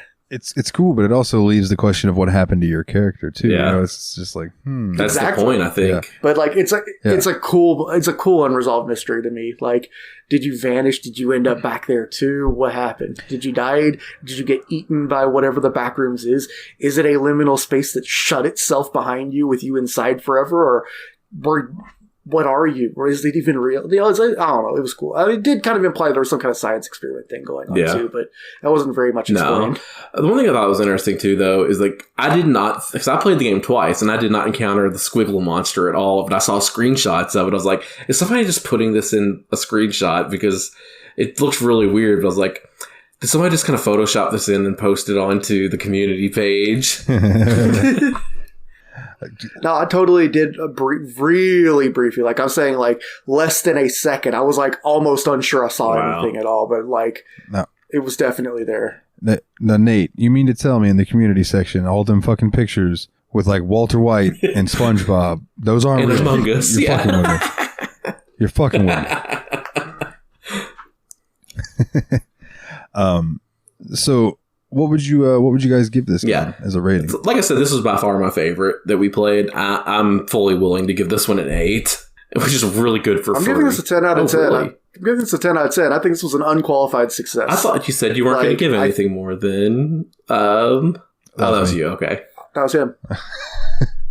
Might be. You don't even listen to me. You listen to other people and claim it's me. I'm going to give this an 8 as well. 8 is, like I said, it's probably going to be the highest that I go. But I thought that this was really cool, even though I ended up watching somebody play it. I still had that dread the entire time that something was bound to happen eventually, and then it never fucking did. Yeah. And then it's almost like when you're waiting for that jump scare so you can have that big blast of that rush, and then you feel better afterwards because your body's got the endorphins and the goodies running. That shit never comes either. So they just like keep you tense and dreadful this entire game, and then it just boom, it just ends. Blue balls. So it's like edging the game. Yeah. Yeah. I was going to say it was like the horror equivalent of like a sneeze that never quite comes, but of course this is this podcast and we can't do it that nicely. Edging a sneeze. But man, oh my, yeah, it was edging a sneeze. Worlds collide. But good Lord. The pool level especially, I got turned around, and when I thought I might be coming back up on the original elevator, I literally was like, no. Like I said that out loud while walking towards the elevator, like this isn't the one I came from. No. Like that would just felt so wrong and bad. It was just like those dreams. It was, I was absolutely amazed by how perfectly this game did this. Yeah, it was really good. Yeah. Before we jump into community questions, there's one other thing I want to ask you guys if you've ever experienced. So I don't know where you could like buy it or anything, but I know it's on YouTube. There's this album, and it might be one song. I don't remember the name of it. I'll post it in chat, but it's like 6.5 hours long. Oh yeah. But it represents what it's like to get dementia. And it's like the slowy descent. So it starts off sounding like I think it's jazz music, like beautiful, like what you would hear in a restaurant while you're eating and things like that. And then it just starts getting jumbled, and there's other noises coming in, and it gets really like avant-garde and harsh for a long time. And then it just starts to fade and get quieter, and just then it gets really pretty at the end, but you can barely hear it. Like, dude, it's fucked up. It's supposed to be like how your mind goes through dementia, where it's like you're normal, then you kind of lose your shit, and then you just slowly descend into the end. I've heard of this, and I don't think I would be able to take it. Man, I listened to, I think, 2 hours of it before I tapped out and started skipping through just to see what the rest of it sounded like. Because yeah, it's not a pleasant experience. It's just something it's just a wild experience. It really is. And that is also an art. Yeah, and I find that thought horrific. Yeah, so same. I wanted to throw it in for horror. Like that is horror, but that's the kind of horror that I just like. Terrible thing I don't want to think about horror. Not Freddy Krueger jumping out and going, "Boo! I gotcha." Existential dread horror. Yeah. And then it's just outside of my scope of what I find to be recreational horror. I feel that. All right. Well, then that jumps into our community questions, I believe, then, gentlemen, right? We just got a letter. We just got a letter. Wonder who it's from. This one's from Kana. If you could adapt any video game into a TV show or movie, what would it be? And you can't say Witcher, Dalton. That's already been done. No, I know that. Shut up, Willie. Wait, hold on. I have a letter here. It's from Nickelodeon. It says cease and desist. I don't know what that's about, but no. Let's see if I can adapt any video game. You know what? Derek tell me to shut up after doing the Blue's Clues mailbag song. Get out of here.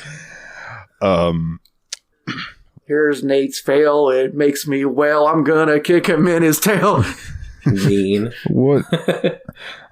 Oh, Tomb Raider's also been done. You know what I want? What? I want a Ratchet and Clank animation style Crash Bandicoot movie. That'd be cool. Or TV show. Make it a TV show. Fuck it. Make it a kids show. I'd still watch it. Down. What about you guys? See, I would say one, but I don't trust anybody like HBO or anybody to do it. And that would be like Yakuza. Because like I don't. Yeah, that's what I was thinking too. Was Yakuza as an HBO I just don't think miniseries. they can get that correct balance of just drama and whimsy that Yakuza 0 had. You know what I mean? Like, it's such a delicate operation there. But what I thought that would end up doing well would be Borderlands, though. I think a Borderlands show would be really good. I think that's in the works, actually. Borderlands? Nice. Yeah, because I heard that Kevin Hart got cast to play as Roland, and I was like, Roland's like a big soldier guy. How the hell is that going to... Whoa, whatever. Yeah. So what do you think, Willie? I think that they should make a Mario movie, but cast Paul Blart as Mario.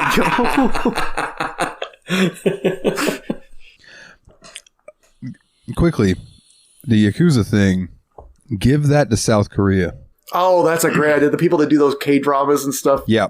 Their versions of telenovelas, yes. Let those guys sort that out, and the Yakuza would be sweet. Yeah. Absolutely. I think you actually kind of got it. I think that's the answer. I think they should do it in reverse, and they should make a video game out of Bob the Builder. I don't have an answer for this one for some reason. It's harder than it sounds because like if you start thinking about it, you're like, I'd like to see a Donkey Kong show. Oh, that existed, and it was horrible. Like, there's so many things that actually were at some point translated to movie or TV. There was a pilot for a Battletoads cartoon. Like, they've done them all, man. It probably... It has potential. A Duke Nukem series. Where he's just like, what am I going to get into today? Hopefully a babe's pants. I feel like Duke Nukem would work well if you did kind of a Ash versus the Evil Dead style way after the original story thing, but everyone thinks Duke is kind of a washed up loser. And then you could have him be kind of badass in his own way, but also he's still kind of cringe at the same time. Oh yeah, you got to keep the cringe. You got he's got to and like make it to where people now just kind of like when he says his catchphrases, like no one's like high-fiving him anymore. Yeah. Everybody just kind of like shuffles their papers and goes back and he's just like exactly. That is exactly what I'm talking about. Yes. But then he still does eventually kick some alien ass, and you kind of love him for it at the same time. You're just like, oh, this guy sucks, but he had some good times. Nice. All right. I guess I can lead us into the next question. Yeah, I'm just piggybacking. We're stealing. Yeah, there's three answers here. We're good. What game? This is from Jeff. What game do you love but everyone else hates? And I'm really thankful that I filled out that fun little thing that Dalton sent out about you video games. So the game that I love that everyone hates is Predator for the NES. I love that game, and I don't care what you think. I mean, it's a bad game, but like at least it's a funny bad game, and it's actually kind of an entertaining speed run. Like I'm surprised by how good the speed run of that game is. That's just because you're watching me do it, and I'm the second best in the world, baby. Yeah, that's true. Humble brag. A silver medal, baby. Oh man, I don't remember what I put on that thing, so I'm trying to remember. You boys got to be prepared. I know. I should start looking at the questions before we do the episode and just coming up with answers. In fact, I'm going to open up the question list now so I can at least get a couple thoughts in advance on a couple other ones. I'll say Hyperdimension Neptunia because people were like hit and miss. Actually, I'll say the Hyperdimension Neptunia spin-offs because people are very hit and miss. I'm stunned that y'all aren't saying Final Fantasy VIII. Oh, yeah. Oh, yeah. My answer is Final Fantasy VIII. That's a really good point. Like, I feel like that is easily the most divisive Final Fantasy game. Like, you feel like you're being edgy if you say Final Fantasy 6 or 7 sucks. You feel like you're being edgy if you say 8 was good. Yeah. It was, though. Agree. You can just call me My Edge. Let's see. I know there's some trash games. I think before my go-to answer to this is I really got way too much mileage out of the PlayStation 2 Rocky game. I feel like we've done this question on the show before, and I think that was your answer. I think that worked. Get him, Rocky. All right. And then Jeff can't leave it at that. He also wants to know what game do we hate that everyone else loves. And for me, that was Bloodstained, Ritual of the Night. Like, there's such a big hype around it, and I feel like a lot of people bought it. But I played that game, and it was not good. It just wasn't. The controls are bad in that game. Dead by Daylight. Dang. But I'll play it with people that want to play it. I just don't particularly care for it because it's hide and seek. I like playing hide and seek. Yeah, in person. But hide and seek can be fun in video game. Who's Your Daddy is basically hide and seek gone asymmetrical, and it's fun. Hate is a strong word because usually if I find a game just kind of tedious, I won't keep on playing it. Oh, sorry. You said hate is a strong word. It just made me think of that song. Sorry. I know he just started lip syncing some song and headbanging, and me and Nate were just like so blank. Sorry. Hate is a strong word, but I really, really, really don't like you. Is what the song says. Okay. Yeah, sorry. Nice. Oh man. I completely lost my train of thought. I don't think I'm going to come up with an answer. Okay, that's fine. We'll keep rolling with it because we do have a lot of questions tonight. The next one is from Adam.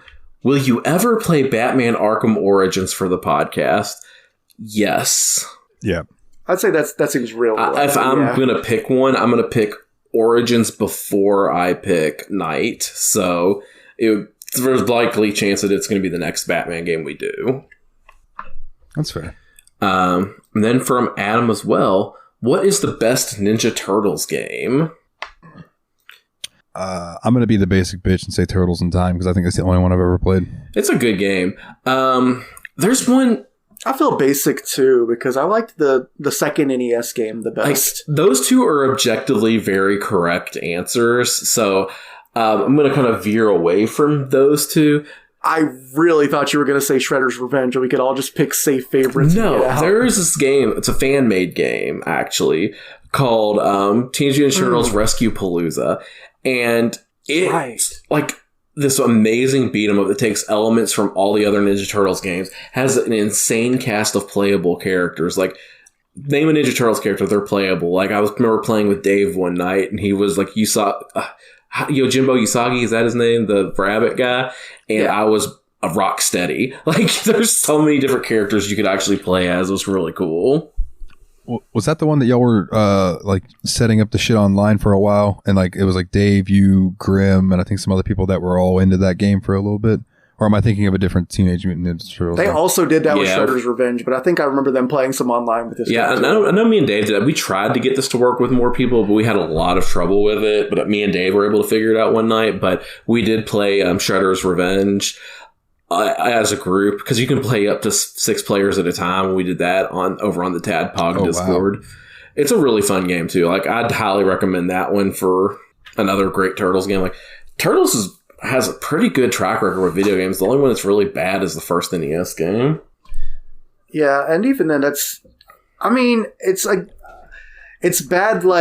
bad objectively looking back, but it's one of those games that wasn't so bad that if someone bought it for you as a present and you only had 8 games or whatever, that you wouldn't get as much mileage out of it as possible, you know? It's just with me in my NES collection now, that's one that I'm never gonna put in the NES. Like, I honestly think that Predator is a better game than Turtles 1. The most valuable service Turtles 1 gives us is being able to say that the dam level isn't very hard, because it's one of those levels like the Battletoads Turbo Tunnel where everyone thinks it's hard, but if you've beaten it once, you can beat it kind of every time, and then you can look like a pro. Which Turtles game was it that came out on PC and had the jump that you couldn't get across? That was the NES one, the first NES game, but it was the DOS port of it. The DOS, okay. I was like, I remember that being a thing where they made it where you couldn't beat the game because they didn't finish it. Yeah. Yeah, they did something to screw up the jumping code. And that game has really weird code in the jumps in the first place. I watched an entire freaking video about it. Like, the tall jump is actually just an under the hood double jump, for instance. Weird. Okay. Our next question. This one's from Fenris. Have you ever been asked, Fenris is so polite when he asks a question, but, like, what is your favorite quote from a video game? No, it's written as, have you ever been asked what your favorite quote from a game is? And I wanted to say, yes, we have, by you just now. Next question. I can't be that mean to Fenris. He's just trying to be polite. I know. My favorite game quote is easily from the original translation of Final Fantasy Tactics, which is, it's very early on in the game, and some bandits are, like, causing shit, and Delita just says, like, blame yourself or God.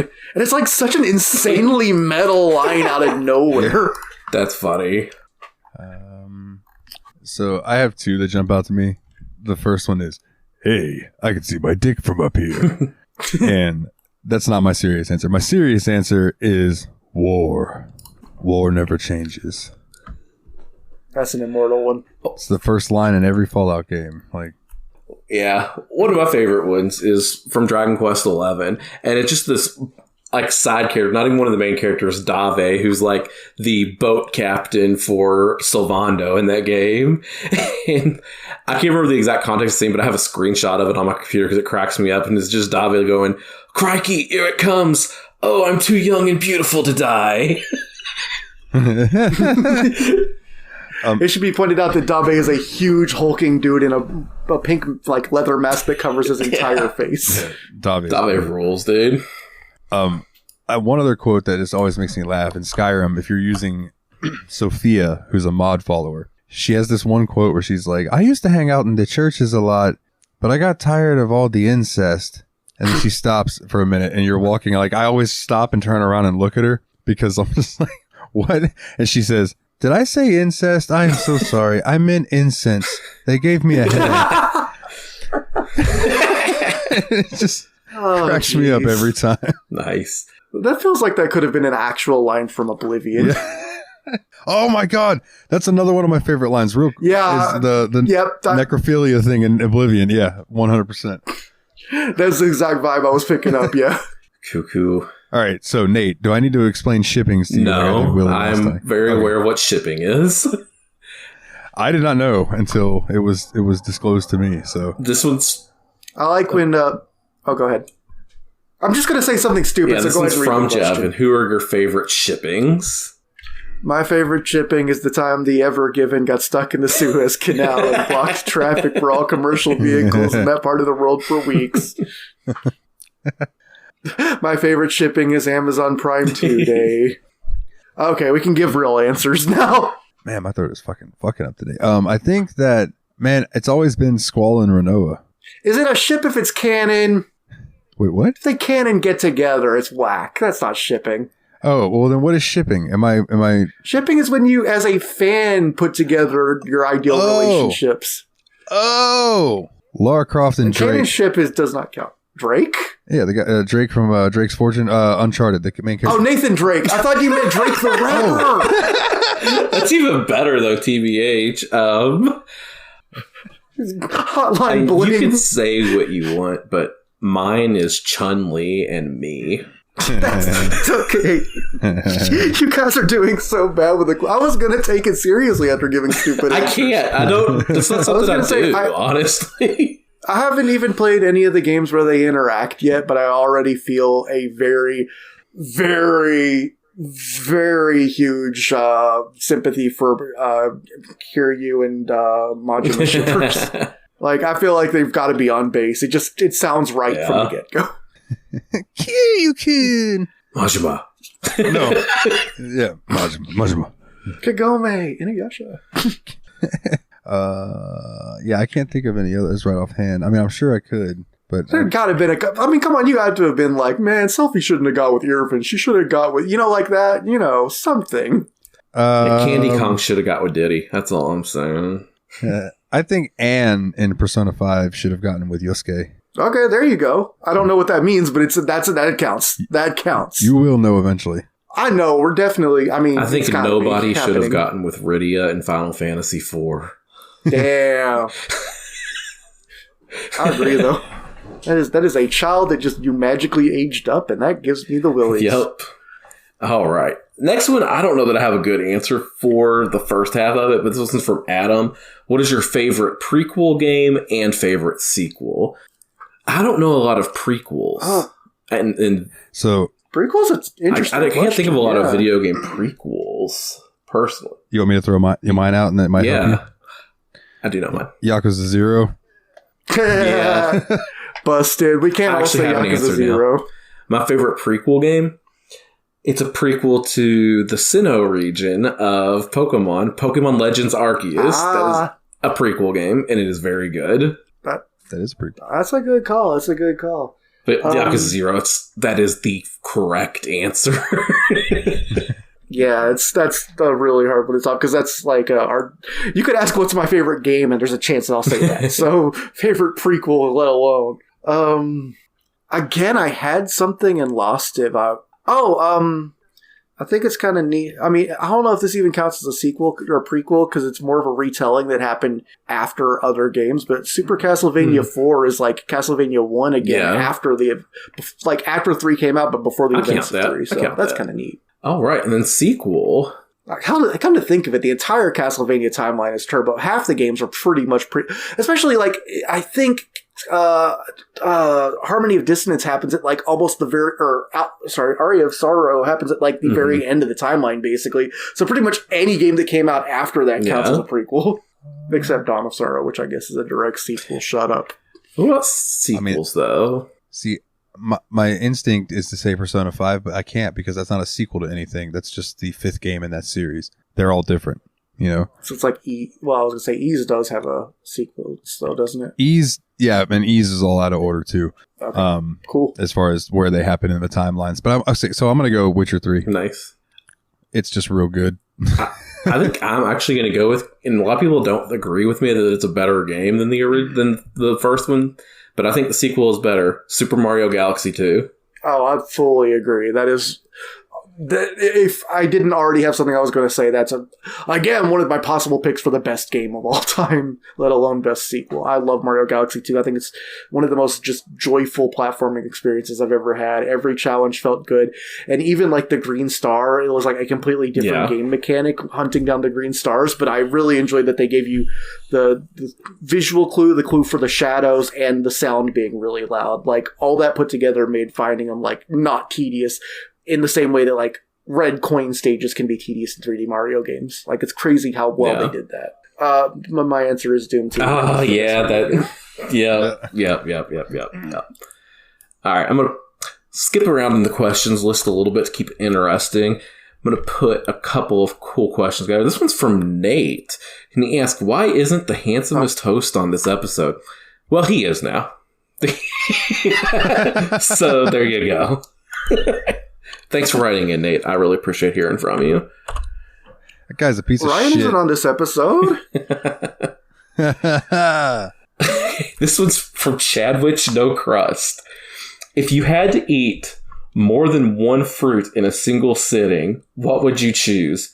Grapes don't count. Like, has to be a full-size fruit, like a banana or an apple. That is one of the best questions I think we've ever gotten in the show, because that is, why did you think of that? That's one of those questions that if you asked people enough times, that could be one of those designated Reddit icebreakers. Like, would you rather fight 1,000 horse-sized elephants or one? Yeah. You know what I mean?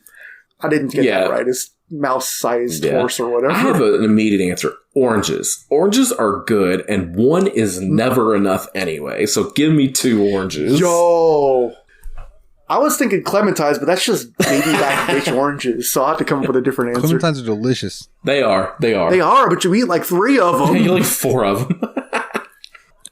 Like if I eat a clementine, I'm gonna have to eat like some peanut butter with it or something, or I'll have to pretend it was like not even a snack. It's like a drink. I'm gonna go apples. I love apples. I don't think I've ever housed back-to-back apples. I have been on the banana train before, though. Double-fisted bananas. You feel like Donkey Kong. It's very awesome. Oh, there's quite a few. I feel like I've had multiple. You know, I just said I've never done it with apples before, but pears and Asian pears I've done. Yeah, that's a good choice. Pears are good. Sometimes when you're in the mood for a pear, you just want more pear. And I'm not. It's like I feel like pear isn't as everyday as apple, but it's like when you're in the mood for it, it's better apple. Yeah. Peaches I can do. Yeah, that's a good call. It's kind of like how lime is better lemon, you know? It's just like the same, but a little bit twisty. All right. And now I want to put a bunch of weird questions together. So, first one comes from who? Jersey? Jeremy. There we go. For Jersey Mike's. This is Fuck, Marry, Kill. Jason Voorhees, Freddy Krueger, Michael Myers. That question is really different depending on whether I want to take it very literally or if I want to go with like the pseudo-traditional thing where you just mean which is your favorite, second, and third favorite. Because if I'm taking it literally, then boy, that's... I'm taking it literally. Here's my answer. I'm killing Freddy Krueger immediately because he's the most dangerous and there's no chance of my survival with Freddy Krueger alive. And he's a pedophile. Yeah, that too. Yeah, that's the way you can't pick F for him. That's the problem I'm having. That's why I didn't want to take it too literally. I'm going to fuck Michael Myers and marry Jason Voorhees because he's a mama's boy. But what my hope is Michael Myers is going to get jealous, and Freddy and Michael are going to fight it out over me. And while they're fighting it out, I'm running. Okay. I'm going to go with F, Michael Myers, because I think there's a good chance he's the best looking. True. I mean, he's the only one there's a chance looks halfway normal. That's fair. And if not, I mean, he's got a Shatner mask on, so. Yeah, you can put it's like the paper bag. Wait, the paper bag would be Jason, wouldn't it? He literally had the bag in the second movie. Oh shit, I'm changing my answer. No, I can't change it. I've already said it. I'm gonna marry Freddy Krueger because he'd at least make me laugh. So I guess that means I'm killing Jason. Sorry, Jason. Okay. I am going to fuck Jason, marry Michael, kill Freddy. I feel like killing Freddy. It is the correct move, but I had to be different. I mean, every bit of reasoning you gave is right. He's a pervert and he's the most dangerous. Yeah. If you can get him not around, that's the winning play. Here's our next weird question. This one comes in from Paul. If you nut in space, does it push you backward? Yes, it does. Paul, that is a reference to my brother and me. I have seen that episode. I've seen animatics of that particular moment, and it's a very good segment. The answer is yes. Yes, I mean that is how, not very much, but by a tiny bit, like inversely proportional to the volume. Well, not inversely, but yeah, I guess inversely. Because like if you blasted 1 pound of, I know that sounds ridiculous, but we're just doing it for math purposes. 1 pound of stuff with 200 pounds of force, then you would be pushed back with 1 pound worth of force if you weighed 200 pounds. Okay, this is far too silly. It's kind of like if somebody threw a candy bar at you, like whatever that would knock you back. When is this getting patched into Kerbal Space Program? Oh my god, Jed's just up there when busting nuts. In space, it pushes backwards. Okay, this next one comes in from Dane. Fuck, marry, kill Count Chocula, Frankenberry, Fruit Brutes. You went with Fruit Brute instead of Boo Berry. I respect it. At least this one has a corporeal form. You know, you're not just trying to go into the ether on it. That does make, I think Boo Berry's, it's too easy because of that. You're right. Also, you can't really kill a ghost. He's already dead, man. So, mine is in the order you read them. So, fuck, marry, kill. I'm going to fuck Count Chocula, marry Frankenberry, and I'm going to kill Fruit Brute. Yeah, that's respectable. I'm going to marry Count Chocula because I feel like he has the money. Uh-huh. He's a count, after all. Frankenberry got that Franken. Yeah, that's why I'm fucking him. And it's an unfortunate circumstance because I don't want to, but I'm going to have to kill Fruit Brute here. Yeah, I see your reasoning, and I thought you were going to end up with the same as I did. But I started off with marry Count Chocula because I mean, he just seems like the most stable by far. Like, even if you like look at the parallel to Universal Monsters, I feel like Count Dracula is the one that has his shit together the most. That's fair. Is the Fruit Brute the Wolfman or the Mummy? No. The other one's Fruity Yummy Mummy. Dude. That's the Mummy's Fruity Yummy Mummy. Right. Well, that was still going to be my F, but I don't get to make the comedy mummy joke I was going to make.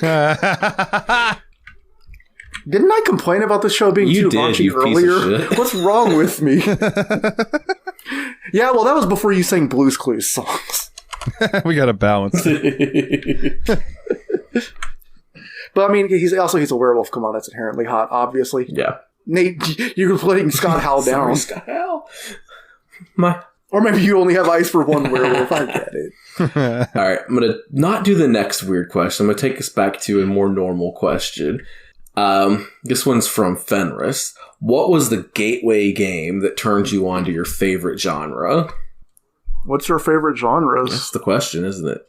I mean, my favorite genre is platformers. It always has been, and I think it always will be. And I think that all stems from Super Mario Brothers for the NES being one of my first video games. Like, platformers are my favorite genre, and I can't think of a platformer I would have played before Super Mario Brothers. That was the first video game that we really made memories on, for sure.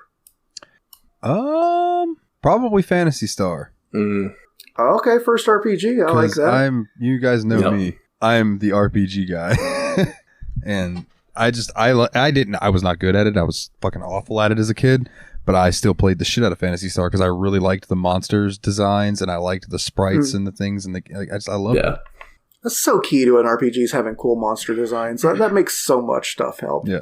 I don't know. What do you guys think my favorite genre is based on your observations? I can just give an answer. I'm going to say your favorite genre is idle games. First-person shooters. I don't know that I play that many first-person shooters. I play Doom a lot, but I don't think I play the genre as a whole as much as you might think. I think idle games kind of... Idle games might be my most lifetime play hour. So, what was your first idle game? I mean, strictly speaking, the first one I played was Cookie Clicker, but the first one no, that's not true. The first one I played was either A Dark Room or Candy Box. Those were both really different because they were more narrative based, and built around change. Like, this is before Cookie Clicker showed up and really locked in the number go up mechanic as the primary mechanic. So both of these instead had more active elements and more questing and adventure to them.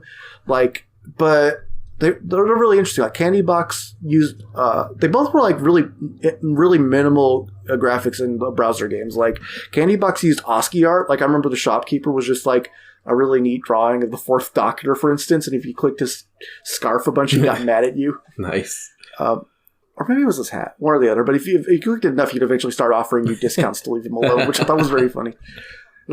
Candy Box just had a lot of really fun, goofy interactions. It was also made by a French person. I don't know why French people completely destroyed this industry, because that Candy Box was French. The guy who made Cookie Clicker is also French. They kill at these games. So I don't know who made A Dark Room, but it has a very French feeling to it as well. That one is a much more it starts off. It just says you are in a room. You are freezing, the fire is dead, and the only button is stoke flame. And you build a campfire, and there's this really this narrative that comes by over and over, wanderer drops by, says they can help craft things and stuff like that. And over time you start to build up an encampment, and then eventually you gain the ability to hunt and then adventure and find out what's going on. And there's a big twist to it that's really awesome. Nice. To the surprise of no one, the first idle game I ever played, Sakura Clicker on Steam. Nice. Waifu Clicker. Figured. You didn't have to tell me that. Yeah. Well, there might be people listening who don't know. Yeah. It's on brand. Right. On brand. So what was your first waifu game? That is kind of an open-ended question now that I think about it. On E-Bombs World. Wow, Flash Days, dating sim with some hentai elements. That is great answer, dude. All right. I'm going to go down to a couple of more normal ones before I make you guys answer something weird again. Which horror genre do you think you'd be the most likely to survive in IRL? This is from Dane. And does that change depending on the media representing it, like movie horror versus horror game? I think I'm fucked in all of them. Let's be real. Zombie apocalypse, we all like to think that we have a good strategy and the plan to survive that. We're screwed. No, you're not. I don't think I'm surviving any of them, Dane. I'm screwed either way. There was once this tweet I saw that was I don't know where people in these apocalypse movies get this will to live. I would simply perish. What's the point, man? So I'm going to say yes, it does change depending on media, because I believe that I could survive in Anne Rice's World of Vampires. Because it helps that there's not a bazillion of them. Yeah, and I'm not... oh, excuse me. I had to sneeze. I am not attractive enough for Anne Rice vampires to bother. Oh. But if I did ever see one, I could try to convince them into making me a vampire, and then my allure would raise. Ooh. Yeah, I'm sticking with my answer is done. I guess you are too, Willies. I don't know if I really gave an answer so much as I was being flippant, but I don't know, man. I feel like I could survive one of those games where you get locked in, one dude gets in locked in an asylum and terrible things happen to him by simply not being the dude that's in the asylum. Fair. Yeah, I don't have a good answer for this one. No, I think that's fair. We'll go ahead and hit a few more of these. Weird time. This one's also from Dane. Let's go weird time. If you had to have sex with a tree, would you use protection or lubrication? You only get one or the other.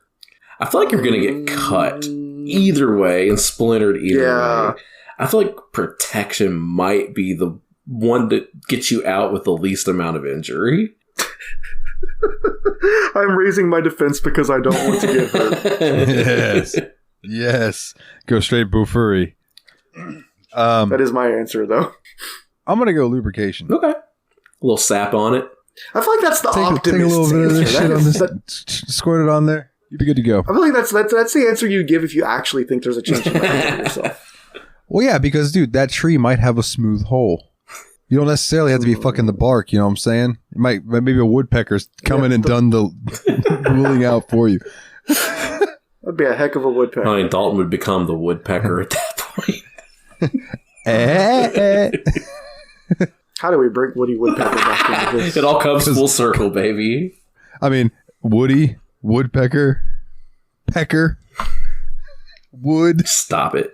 They're all dick words. Stop it. Dalton is laying on the floor just giggling at his own joke and occasionally vibrating.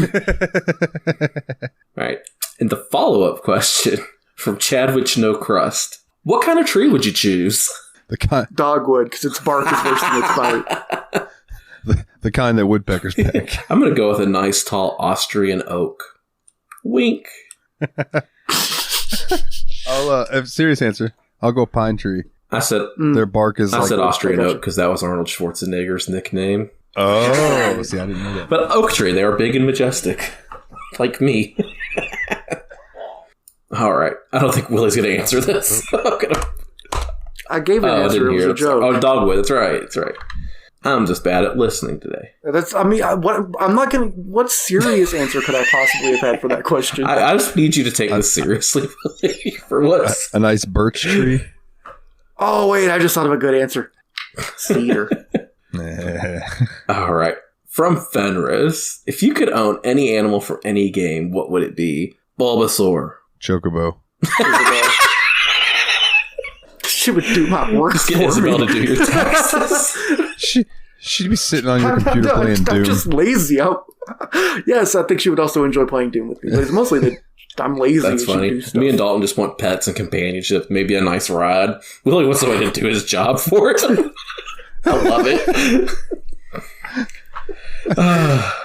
This is one's from Kana. I want to make sure we at least get through the horror questions. We save some for next week. I think it'll be okay. This one's from Kana. What is your favorite horror game? I'm actually enjoying the question set. I Okay. think we can keep this going as long as we can. Favorite horror Yeah, game? favorite horror game. I can't go Doom again. My gut reaction is PT, but that wasn't really a game. That was a playable teaser. But damn, I it think did it what it needed counts. to do very well. I feel like it counts, yeah. But my answer would be the OG Resident Evil 3. Nice. I haven't finished this game yet, but it has really got me in a place where I think it's going to be my favorite horror game, and that's the Resident Evil 2 remake. I'm loving it so much. I unfortunately haven't gotten around to finishing it, but I really plan on it. I feel like there's... Oh, no, obviously. It's Eternal Darkness, Satan's Requiem. That's I just loved the insanity effects in that game. That was such a cool thing. I loved when games mess with the game interface itself, and it hadn't been kind of done to death at that point. So it felt like someone had just built an entire horror game out of like the Psycho Mantis scene from Metal Gear Solid, and I loved that fact. Hell yeah. Yep. You know I love me some Psycho Mantis. This next question is from Jeff. Are you excited for the future end of the year episode? Mm-hmm. We had so much fun putting that one together and recording it. Like, we got to talk about so many of the things we loved that year and take a few bonus pot shots at things we didn't like as much. And it felt like a big celebration of the show and what we've done so far. And I don't know. It was a really pleasant episode to record. That was one of my favorite episodes we ever recorded, and I'm definitely looking forward to doing it again. Yeah. I concur. Mm-hmm. Then, Jeff, what are some top contenders for Steamy Game of the Year? Like I would tell you now. That's like October already. You should have asked that like at the halfway point. I'm not telling you at this point, man. My answer is if you've been listening to the show, you should know what is probably going to be all of our answers. We might not have the same answers, but you should know what our answers are going to be. Got them. And then, Jeff, are you excited that... All the clues were there for you, Mr. Policeman. Jeff, are you excited that I'll be returning to the podcast soon? I guess. I think you're going to pick a really strong game, and I'm looking forward. Well, to he's that returning a lot. for American Truck Simulator next. Oh wait, that's right. Yeah, we're doing that first, That's and then right. he'll be back in December. Actually, I think we might end up doing That's both of those right. in December. That makes sense. Oh man, I don't think anyone's going to have an axe in whatever we end up True. playing, which is too bad. But Axe time was a blast. I look forward to it just because I know how much he likes American Truck Yeah. Simulator, so I think it'll be fun to hear his passion for it come through. Yeah, I seen him on Steam playing that the other day. We're not even preparing for the recording yet. He just on it. All right. The next one comes from Adam. What is your favorite console and why? Mine is the NES because it's the console I grew up with. It's the console that I still love to play. It's the console I've dedicated a lot of time to, and I currently collect video games for it. Like, I have a massive NES collection, and I love it. Like, it's just my favorite. I think my answer is just identical to that, although I will also give a possible runner-up to the Genesis because it also has a lot of my good times on it. Oh yeah. But I think, like, ultimately, just the depth of the library of NES games we had, it's hard for the Genesis to compete with that, even if it was really fun and cool. Mine is PlayStation 2 because there were so many good games, but it also played my PlayStation 1 games. Yeah. Which was a big kicker for a kid back in the day. It was like, oh, you mean this new console plays all my old shit too? It was great. I still have no idea whether my combined library for the NES or for the PS2 ended up being the largest over time because a million of those games as well. And I almost said PS2. Like, it was definitely the next one on my list. Such a good console. Mentally. All right. This next question, also from Adam. And this one might kind of give away what our next few host picks might be leaning towards. But what's a game that you were looking forward to playing most for the show? Well, I mean, you could probably guess what I would pick, but you'd Persona be wrong 5. because you'd never see it coming. It's like John Cena.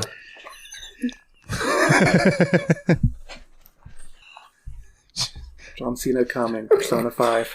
I guess my answer, one that it's been a minute since I've played another Metroidvania, and I'm looking forward to playing a Metroidvania again. And the one I'm most looking forward to right now is Ori and the Blind Forest. I thought Ori might be high up there on your list. I had a few games I've been really looking forward to, but I've been kind of saving it for a rainy day. But it won't be very much longer before I want us to return to classic Doom. I feel like Ultimate Doom or Doom 64 is very likely to be the next pick I got. I do want to throw Metal Gear Solid 2 at you guys eventually too. Just because I'm of the super looking the forward to correlation to the way the world is now and how Kojima just apparently saw the future. It's fucking wild.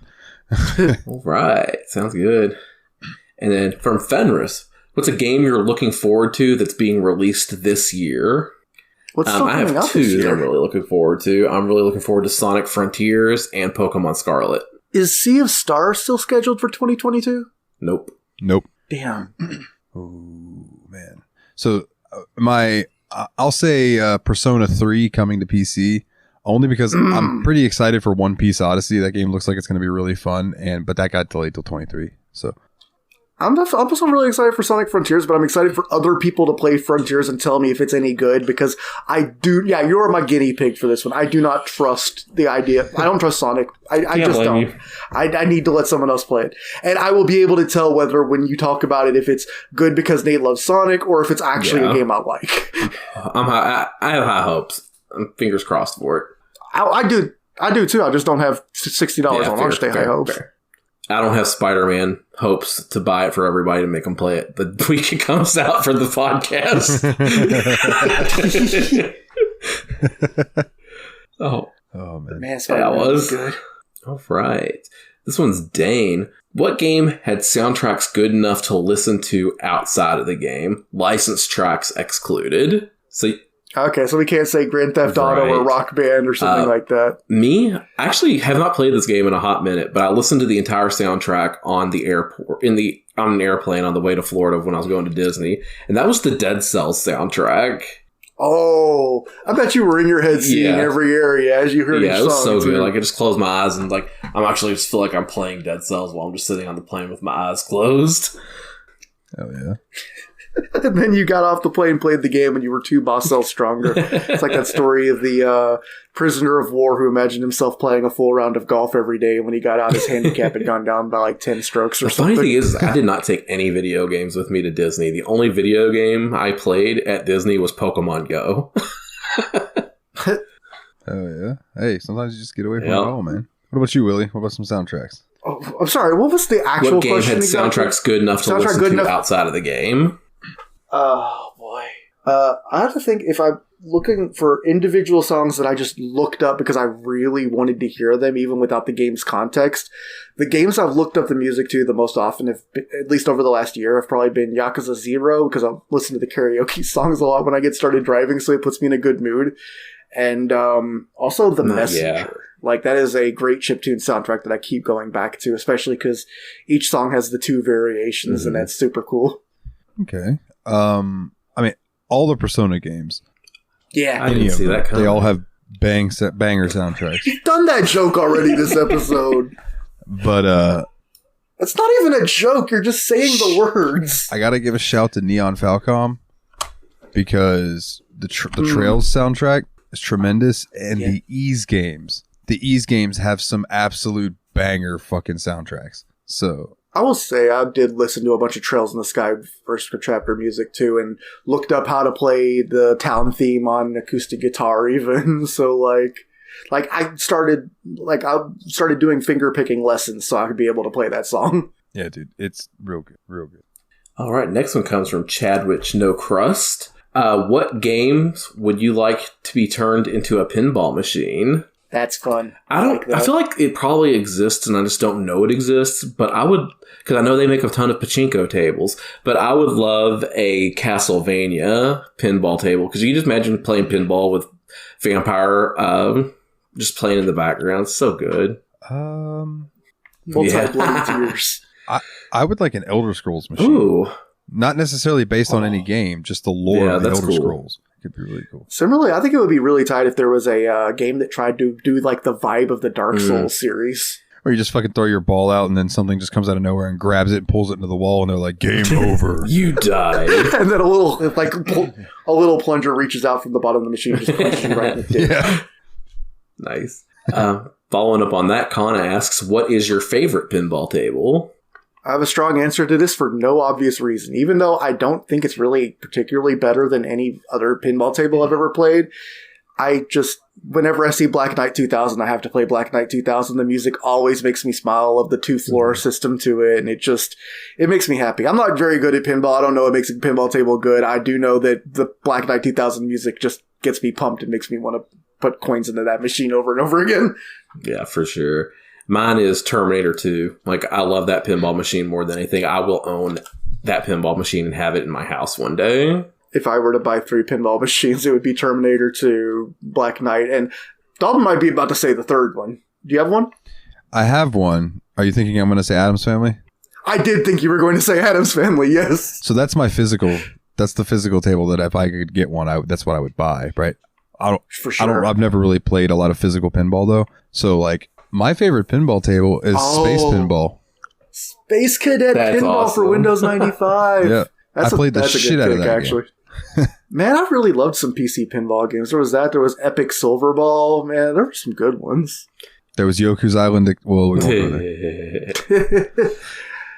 I mean, that game has its moments for sure. In both directions. Yeah. Yeah, exactly. It has its multi-balls and its tilts. So Dane asks, what video game characters do you wish you could cosplay as and pull it off? Okay, go for it. Geralt. Yep. Okay. I think that would be really cool. Juan from Guacamelee. That's a good choice. Ooh, yeah. I don't have the body for it. I'm going out there like Nacho Libre. Dude, mine is honestly always that too. I gravitate towards large, huge, buff men. That's just what I like. Like right now, the first thing that I thought of coming into this question was the buff dude from Torchlight that I'm playing right now, because I've been playing a lot of Torchlight lately, and I would love to be able to just cosplay that dude, but I am a chunky boy. I just want a sound clip of Nate saying, I just gravitate towards large. You edit the podcast. You can make that happen, Dalton. I know. I'll never remember. It's on TikTok now. Now we edit this conversation and make it into a TikTok. Man, I don't know why, but ever since I first saw the character, I'm like, man, it would be easy to make that costume, and people who know would be real ones. Is Kyo Kusanagi from King of Fighters. Like I thought, like you just need basically regular clothes and a headband and to put your hair a certain way. The main cosplay I really want to do isn't even from a video game, but also, as I said, it's another big buff burly man that I want to be. I want to be able to do the cosplay of Arnold Schwarzenegger as Mr. Freeze from Batman and Robin, but the bathrobe version, not the suited up version. Like, you know, where we're in the bathrobe and has that blue cigar, the frozen cigar. Like, I want to do that so bad. That would easily be the coolest. I didn't even mean to make an ice pun, but that would be the coolest cosplay at the convention. Maybe you say Arnold Schwarzenegger's Mr. Freeze, and immediately ice puns just happen. Ice to meet you. Nice to meet you. Hopefully your convention will be a cool party. All right. This one is from Team Retrogue. What up, Nikolov? What's your most expensive hobby? This podcast. Is it really? Oh, yeah. Yeah. I mean, with the games that I bought. Fair. Yeah, I didn't think about that until I thought about why we did this podcast, because you have a backlog of video games. That and guitars. Probably playing guitar. That can get expensive too. Mine's probably my NES collection, because I collect my NES games, and that costs me some money sometimes. Man, I don't really spend money on myself. I just now realized. That's sad. I just get myself food and stuff. Diet Cokes from the gas station. Yeah, I'm a big fan. I'm a big member of the Diet Coke scene. The fandom is lit. We're talking about that Starlight. All right. Adam actually posted a comic in our questions. If you guys haven't seen it yet, it was the one about which are you? Are you a min-maxer, a role player, or the high concept? Yeah. I'll have to scroll up to the comic section. Okay, it's not. It's very close to right now. We answered this on Yabspod too, so I'm interested to see what y'all answers are first. Then I'll give mine. This is for like. I feel like this is for like RPGs where you create a character at the start. So like Western RPGs in particular, like Skyrim type games. I'm definitely the most closest to the high concept. Like I just kind of. I mean, I don't come up with a massive pun, but I do like the. Try to figure out the basic sketch of what my dude's all about. Yeah. I kind of feel like I'm the role player because like I create a character and then like I know what they're supposed to be, what they do. And then when I'm playing as them, I try to follow that. Like I did that in Fallout 3 when we were playing that. My guy was just nice guy going through town, but he'll shoot the bad guys. And then whenever I play Skyrim, I've had a few characters play them different ways when I was just like, I'm a big buff boy and I only use two-handed weapons kind of guy. So I feel like I'm the role player out of those. D&D has basically beat it into me that I role play in any of the games. It's much easier in games like Baldur's Gate and stuff where like you have alignments and things. But yeah, in Skyrim and stuff like that, I do try to role play as my character. Like, you know, I'll eat and drink even if I don't have to. If I'm not playing survival mode, like I'll have my guy sit down by a fire and have a meal. And then like plan out what I want to do the next day, and then have him go to sleep, and I'll wake up and then go do my thing. You know, it's just the way I play it. I guess to keep the game interesting after so many hours. Once every 365 times that Dalton uses an inn, he goes to the Jarl's house in order to pay his taxes. The thing is, when I started one of those games, like I'm the kind of guy that when it asks me if I want my character to have scars or tattoos, I'm like, I don't know this guy well enough yet. And see, if I put a scar on him, I think of a backstory for it in my head, just in case anybody ever asks me about it. Yeah. So in case someone says you want to know how I got these scars. I got these scars. Damn it. And then next question is from Adam. And what are some games you have sold or traded in? I don't do that very often. Like, I have most of my video games. Like, the only ones that I've lost have been stolen by my nephews, or Willie had them at some point and they disappeared. But, like, I don't sell my video games. One that I did sell that I remember because I hated it so bad was the 007 GoldenEye game for the Wii. Like, it was like a remake of the N64 one, and I just hated it. It was trying to be realistic, and I was like, this isn't GoldenEye. I also just realized I don't like GoldenEye anymore, but yeah, that's one that I can think of that I traded in. I can think of one that I traded in that I really regret, and I really want to get it again one day, and that is Fire Emblem Three Houses for the Switch. Traded that. I just one day it hit me like, oh, I can trade games in a GameStop and get a new game because didn't have a lot of money. Yeah. And I went and did that and got a new game, and it was like, oh, well, this new game's cool. And then eventually I'm like, damn, Fire Emblem was really fucking good. Let's play that again. Oh, no, I traded it. So yeah, that was a bummer. Games never really leave my own personal ecosystem, partly because I'm a hoarder and partly because the easiest place to trade video games away is GameStop, and you get like 4 cents and a coupon for 10 cents off of a Big Mac if you trade in 70 games. Yeah. All right. And we are down to the last question, which is pretty fitting. Let's put it off till next week. Just kidding. What? This one comes in from Steph, Maduckin Queen, and that is, what's the next games y'all are playing? So after this next one, ones we have coming up that are kind of scheduled in, we have American Truck Simulator and Kingdoms of Amalur, I believe, are 2 of the next big ones we're playing. But then we also have this next one we're picking up.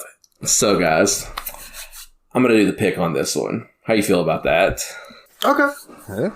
Yeah, I'm good. So the next game, guys, that we are going to be playing is Yakuza Kiwami. Wait, what? No. Huh?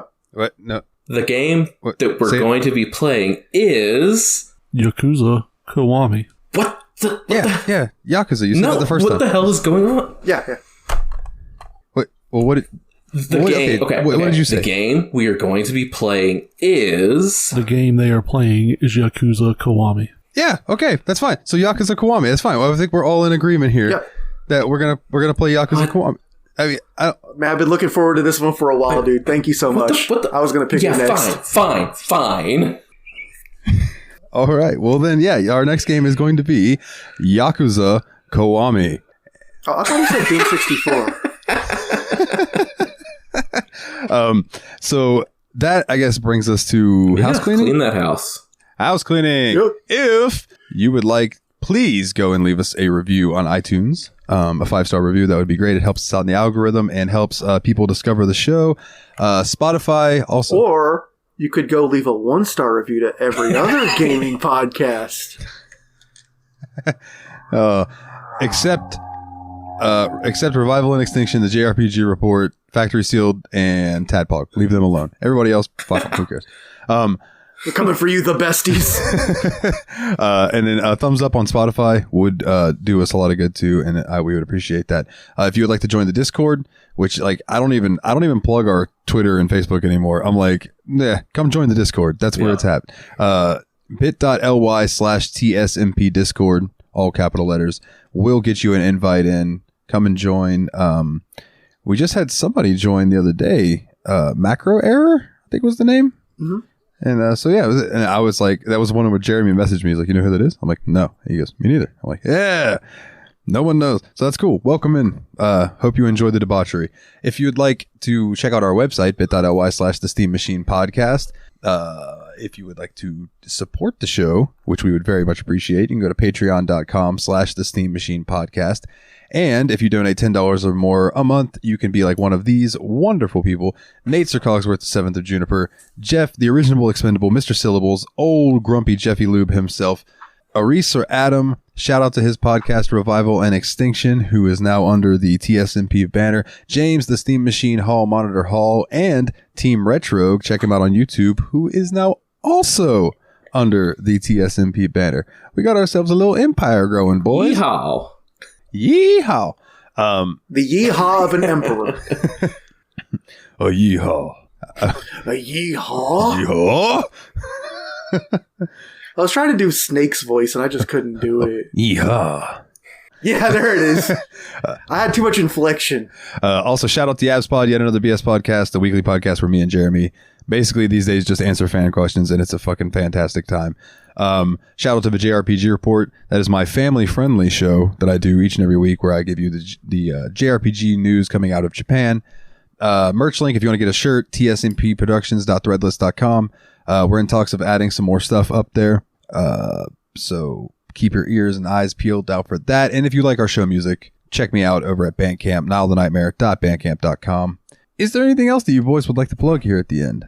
I just thought of something I meant to say way earlier on the podcast, which is just, we were talking about Brotato earlier today. I meant to say, I've heard a lot of people talking about the Godot game engine recently, and like they want to start developing in this, but I've never seen a game made in it until Brotato. So like, this is the first Godot game I've played, and it was pretty good. So maybe that engine's worth looking into. Also, Brotato's like $5. So Bro. like, if you think you might like a shooty bang bang game, go play it. If the engine is called Godot, you should make a game called Gal. Gal Gadot. On that note, Are you waiting for me to get that joke? we'll see you next time on the Steam Machine Podcast for the Destructo Bros. Man, no one's even going to acknowledge my joke about modernist theater. For the Destructo Bros, I'm Dalton, and as always, guys, take it easy. Like waiting for Godot.